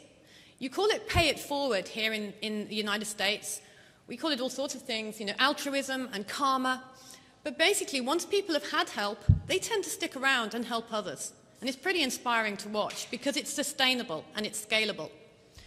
But even that needs to have a commercial future. I'm not going to be here forever, my co-founder's not going to be here forever, and we both agree Legal Beagles is a lot bigger than us now. So we started a commercial journey about 4 years ago, and we weren't very imaginative when we first started it. We went and talked to private equity firms. And we quickly gained a several £1 million acquisition offer just to take the forum off our hands, thank you very much. And I knew I wouldn't be able to sleep at night for the rest of my life if I did that, because all they wanted to do was just cover it in adverts for one single law firm. And that wasn't really going to solve the problem, and it certainly wasn't going to take advantage of the technical innovation I could see coming that could make something really spectacular happen for access to justice. Because the democratization of information is happening in all sorts of fields, and I think we're all agreed law is one of the last bastions to fall, but it is happening, and we've been doing it for a long time. So first thing we did was we set about coming up with some ethical, commercial ideas about how we could build services and products around Legal Beagles to meet that huge traffic. Because, 8 out of 10 people don't use lawyers, but 2 out of 10 do. And a lot of the time when we're on the forum, we're actually helping people refer them to lawyers. We are a huge referrer of legal work to law firms in the UK. And when I went into legal practice, extraordinary volumes of clients came looking for me and my colleagues at my law firm because they felt trust in me because of what I'd done for all of these years. So we built the first commercial service last year. We raised funding, which was really tough. And we built the UK's first ever all-of-market comparison site for law firms. You have something similar over here called Arvo. We had nothing like that in the UK. We had zero transparency. And we collate all the ratings and reviews and prices that we can find. And that Just Beagle has already been a huge success. We're working with regulatory data. We're linked to by the regulators. So that's been going really well. But that's only step one. Step two was the realization that those 800,000 posts of impartial data that had been generated over 11 years were extremely useful and valuable. But we couldn't analyze them. We couldn't work out what they meant. We knew there were trends, and we knew that there was insight in there. And we had this amazing dream that once we were able to analyze them, prediction technology could come in and help us to start to answer questions autonomously. And we started talking to worldwide global tech companies, and we had a huge amount of interest. But the moment we started talking to IBM, everything started to come together. I have a huge amount of gratitude and thanks to IBM for the support they've given us over the last year. And we have just started building an app with them, which is going to be Legal Beagles running as an app with machine learning and analytics, reading everything that's gone before, and everything that's coming in the future. And the dream is that in the next 3 years, not only will we be able to extract amazing market insights, which will have commercial value, but are not working on personal data whatsoever. I will never sell personal data. It's a very old-fashioned way of commercializing large communities such as ours. I believe that the anonymous user behavioral data is of far more interest and far more use to the industry. But the holy grail that we're really after is that within 3 years, this technology will actually start to be able to answer simple legal questions autonomously. And that's really powerful because that means that my volunteer team will be freed up to focus on the more complicated questions. This is our forward trajectory. This is what we want to do. And AI is just layer one. But now that we've got that under control, the blockchain opportunity starts to open up to us. And that's where also things get really exciting. Blockchain is incredibly exciting to me because I love the idea, you can imagine from my background, of this system of trust where, similar to what we have in the community, that it's a peer-to-peer approved network. The right answer is approved by many people, and if it's wrong, as once happened to me when I was tired one day and I gave the wrong answer, I was kind of quite soundly embarrassed publicly for having got it wrong. And that is what is the secret. Professionals and advisors don't like getting it wrong, so we keep the quality standards really high. And the idea of self-sovereign ownership of data, again, anyone who's read the news recently, like with Facebook and so on, trust is low between consumers and big corporate organizations. And I believe I can be the bridge between those two entities because I have a lot of trust held in me by my consumer traction and my traffic that uses our forum every day. When they look into who is providing these news services, they're hugely reassured that it's us and that we have a totally 100% record of consumer trust. This is what we want to build, a Beagle wallet, which, as we've all talked a lot and heard a lot about today, identity is the first and most important way of getting this right. Consumers need to be able to access various digital online news services securely. And currently, at the moment, when I was in practice, they were sending me copies of their driving license and passports through the post, which is absolutely crazy. GDPR has only partly solved that problem in the UK. These consumers need their own private data storage. I think we've all heard of this concept, and we want to look at the first step of that. The next stage is addressing those 8 out of 10 consumers who don't use lawyers. Now, I agree that if we democratize information, we can improve that ratio and we can get more cost-effective digital legal services to more consumers. So maybe we could get it down to 6 out of 10 consumers don't use a lawyer. But that still leaves that 6 out of 10 needing help. And I'll tell you something, consumers are really rubbish at managing bundles and case management files and keeping to deadlines. 87% of court claims in the UK go straight to default judgment with no paperwork exchange whatsoever. They're not even able to comply with that first step. They need more reminders. They need more guided tools. If I had a penny for every time someone asked me for a template on the forum, I'd be a very wealthy woman already. And the next step is the fact that the vast majority of consumer disputes I've observed over the years are completely and utterly avoidable. They come from things like insurance contracts and policies and leases, and consumers blundering into unwitting breaches because they haven't read the document properly, and many of us don't do that. This will actually allow machine learning and scanning of common consumer documents. Again, the whole lot stored in the wallet. And the whole point of this is there is no point building this unless it is blockchain enabled. So that every time we have to step out of this secure digital wallet and communicate with online courts or your own solicitor even, if that's how you want to go the route, if you can afford to be represented. But the point being, your entire identity and your personal documents and your legal case management is all there as a way of connecting securely. And blockchain, obviously, is going to be the way that consumers are going to trust that process going forward. This is our future goals. This is our scalability and reach. Obviously, with our partnership existing already with IBM, we have a huge advantage in being able to do that. These figures are just based on the English legal system, and obviously I am now looking into exploring the American legal system, which actually, by the way, looks hellishly complex, but we will persevere. And by being here today, I am reaching out because I'm offering you a route to market. I want to collaborate with lots of the interesting companies I've heard the talks to today. Incredibly impressive. I can't build some of the products and services that you have already modeled and a proof of concepts for. David at Integra has been incredibly supportive and has given me the confidence to come here and talk to you about this today. but we have a low-cost model, we have a scalability, and we can reach a global solution, which I think actually meaningfully does mean we can properly start talking for real about addressing access to justice. And that's why I really do believe that this holds true. Thank you so much for listening. Thank you, Kate.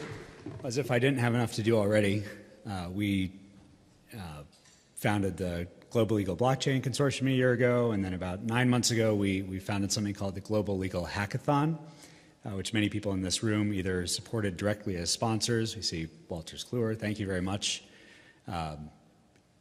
We built the hackathon, we created the hackathon really with the ethic of sort of blockchain, community, distributed network. We thought it fit really well, and we've been obsessed really for the last year trying to build this global community from nothing, right? I mean, we, as Jay mentioned in his opening remarks, we only announced the consortium a year ago. It was the sort of thing where you throw a party and you wonder if anyone's going to show up, and here we are today.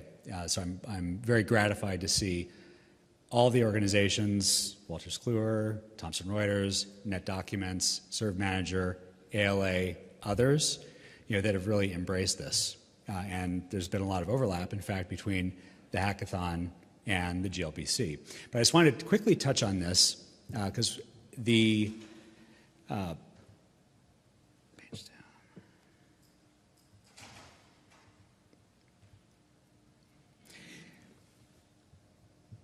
again, in the spirit of building global community, we threw this out there, to see who would raise their hand and participate.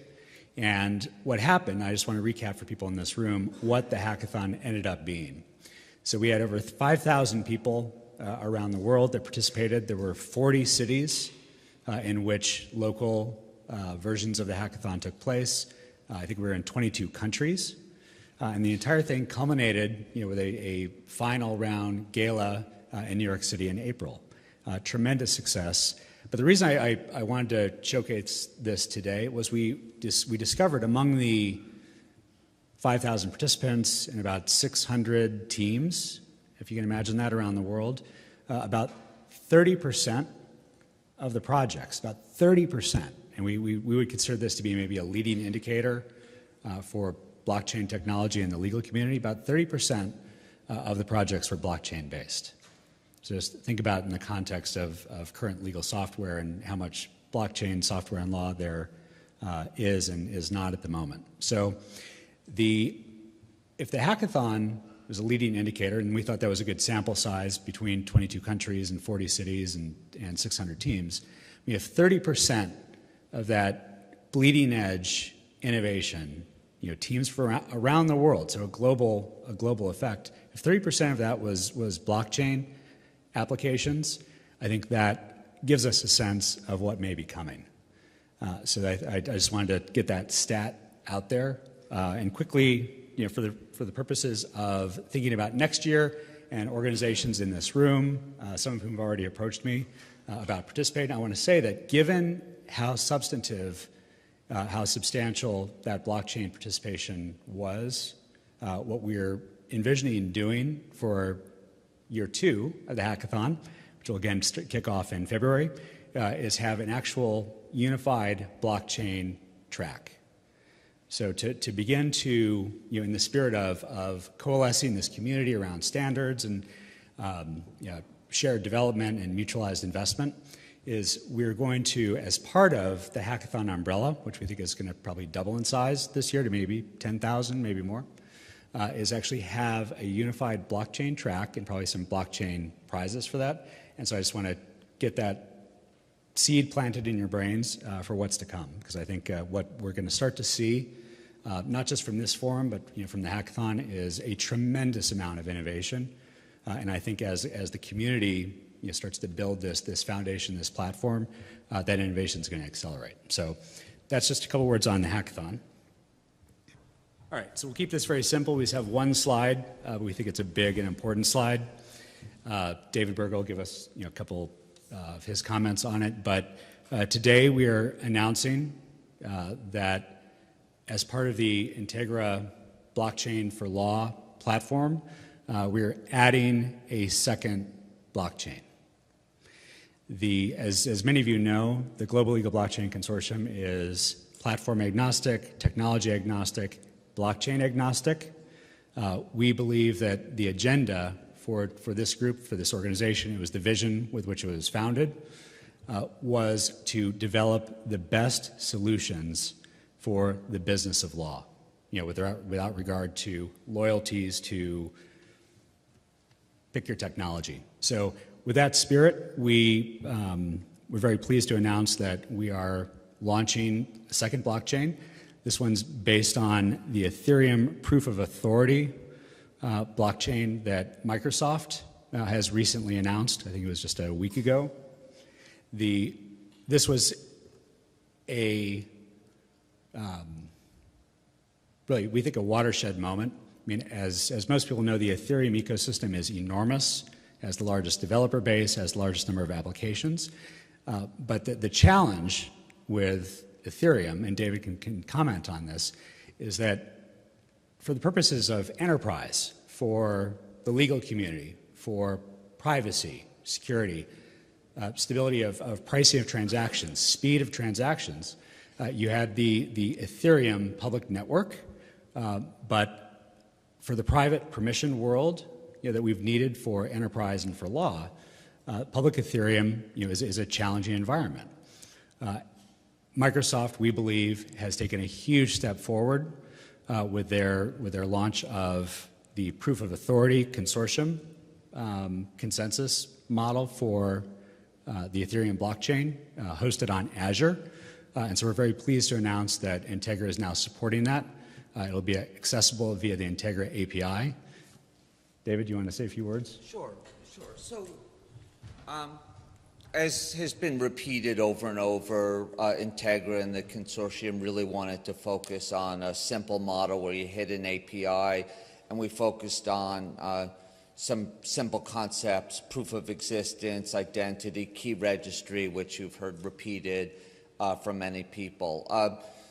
There were some really cool use cases that Ethereum was better for, and we had hoped that the consortium would come together and groups like yourself would do some really cool things on Ethereum. So we chose Hyperledger, but because we had this API layer that you could hit, we always intended to be able to route requests, stand up later networks. Ethereum, we were sure would be happening, and there's some other really cool blockchains. And there are problems with Hyperledger, there are problems with Ethereum, and you guys hit part of the Ethereum problem with proof of stake, which is one of the consensus mechanism that has a good answer to it. But there's a consensus mechanism that is about a year old called proof of authority that matches really well with what we thought the consortium would be interested in. That is, you can establish trust rather than mining or with other things. If you really trust the members of the organization, and it's the various people who spoke in, if it's Wolters Kluwer's or Thomson Reuters, I mean, if these people, you have groups that are really, really, really trusted, you can speed up the network and be more efficient by relying on their authority, their identity. So it was an interesting thing. Microsoft happened to choose it when they were launching an Ethereum network. So we've been waiting until we felt there was a blockchain that really could stand up and do it. So we're going to launch a separate blockchain. And we still believe in hitting a common API, but that API will route you from one network to the other, or possibly even both, which is something, I will talk more about that. It's getting a little bit technical. But yeah, just to what we think this enables now is for the law firms of the world, for the corporations of the world that have been struggling with trying to figure out a decision for what the future technology landscape is going to look like, and that hesitancy, that worry about committing to the wrong ecosystem, we think has held back investment and innovation. And so we think we've substantively solved that for the legal community by offering one pathway to both. And what this will allow, we think out of the box, is the ability to experiment with both, but very significantly it allows everyone in this room, the rest of the legal community, much of which has been involved in Ethereum, ICOs, token sales, that sort of thing, to now bring that development community into the legal tech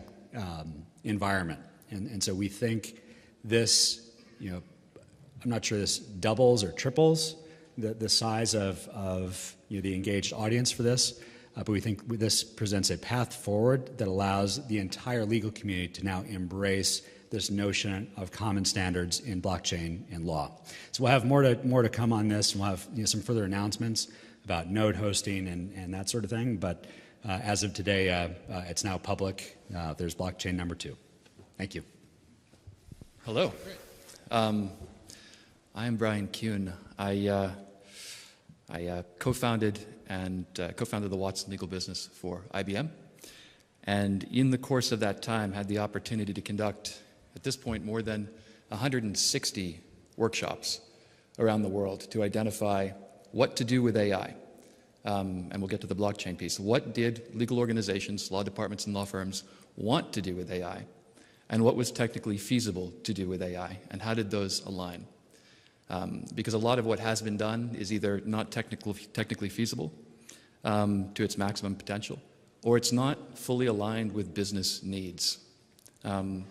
So today we're going to talk very briefly about a vision of the future, of a new kind of AI, an AI that is capable of being created today. The technology exists, and how it intersects with blockchain, and how this will revolutionize AI and legal without hyperbole.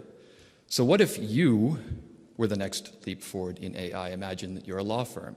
You, not a technologist, not a data scientist, not a vendor, but you. The market for legal services is growing, but not for law firms. It's growing at about 3% per year. Law firms are not getting that new work. Differentiation is everything. Law firms are not differentiating. It's never been harder to exceed expectations. Law departments are more business-driven, KPI-focused than they've ever been before. Their number one priority statistically is controlling outside counsel costs without reducing quality. 48% of legal spend remains in-house. That number is climbing every year. 43% of chief legal officers will terminate a law firm this year in favor of insourcing or less expensive counsel.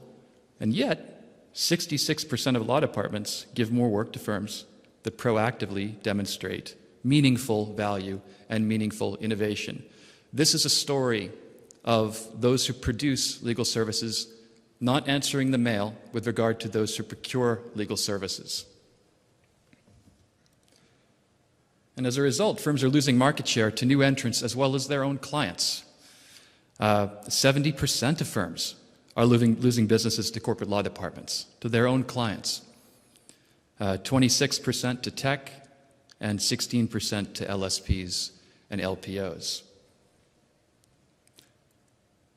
So it isn't necessary that when it comes to high-volume, repeatable work, law firms are in the loop as much as they used to be. It isn't necessary, but unfortunately, 15 to 20% of most law firm revenue comes from repeatable legal work. Even for firms that build themselves as bespoke shops, it's about 15 to 20%. And most law firms don't have a plan for repatriating and preserving that revenue going forward. But is there a way? Can firms protect and create revenue, net new revenue, without sacrificing their core business? And indeed, they can. Imagine this. Imagine a partnership between a law firm and a company where firm-branded AI solutions are created, and these AI solutions reflect the actual reasoning of specific law firm lawyers or groups of lawyers. That is, they give weight to certain concepts that these lawyers give weight to certain facts. They reason and meaningfully reflect the reasoning of individual professionals rather than data scientists. Most AI solutions in law and in general these days are trained by data scientists with Yes, some degree of help from business subject matter experts, but perhaps not necessarily subject matter experts in the specific domain the solution was meant to serve. And many legal technology solutions also these days are point solutions. We've heard that all the time, but there's a reason for that, and it's a fair one. If I was a director and officer liability-focused attorney and I want to create a legal technology solution, it's likely that my solution is going to focus on D&O. I don't know that much about employment litigation. I don't know that much about auto bodily injury negligence. And that's resulted in this disparate, chaotic vendor landscape of tools that are brilliant but don't talk to each other. And for those who procure legal technology, at law departments, if we're to listen to what people from Clock say, that's a problem. They want interoperability. They control billions of dollars worth of legal spend, and this is what they want. They want solutions that talk to each other, and they want innovation that matters, innovation that solves their business problems. The way that we solve business problems is by co-creating solutions with law firms that address the most repeatable categories of legal work in the US. We've identified these categories, representing about $20 billion per year of repeatable work. It's not necessary to focus on other categories. Law firms focusing on these categories and co-creating solutions within the scope of these categories will generate millions of dollars in net new revenue. So rather than building to experience, which is important and which we can all respect, building to what the market actually wants and what the market actually does will give law firms new revenue streams and will help companies achieve their goal of reducing outside counsel spend. It'll even give them more consistency versus all the LPOs that they're dealing with right now and all the various vendors. And the solutions can be licensed not for law firms to use, but for their clients to use. So created by law firms for the use of law firms' clients, because they want increasingly to self-serve. And they license these solutions from law firms. So it's not just language, legal language, that's important from an AI perspective. It's also the way you reason, contextualizing that legal language with your expertise and your experience. And the technology is every year becoming better and better, remarkably so that it can remain faithful to the art and science of your particular lawyering. And what you get is the ability to scale your reasoning and your brand exponentially as a firm, truly making you the next leap forward in AI by personalizing AI. One can hire legal subject matter experts, a legal technology vendor can hire legal subject matter experts to help train their solution. But in general, what's missing usually is the data. So if I'm a auto bodily injury negligence, if I'm an insurance defense lawyer, I can inform a solution, I can help train a solution. But if I don't have access to my actual work product or work product that my firm created, I'm looking at public records information. And public records information is very important from an AI perspective, but after a while it will become table stakes. It will never be as contextual as what did your firm do for this client, and what does this client need, and how can I solve this client's problems while also looking at high volume. So scaling the reach of your law firm so that you can reach more clients by selling them software for quite a lot of money, improving clients' bottom line, and maximizing the value of your expertise.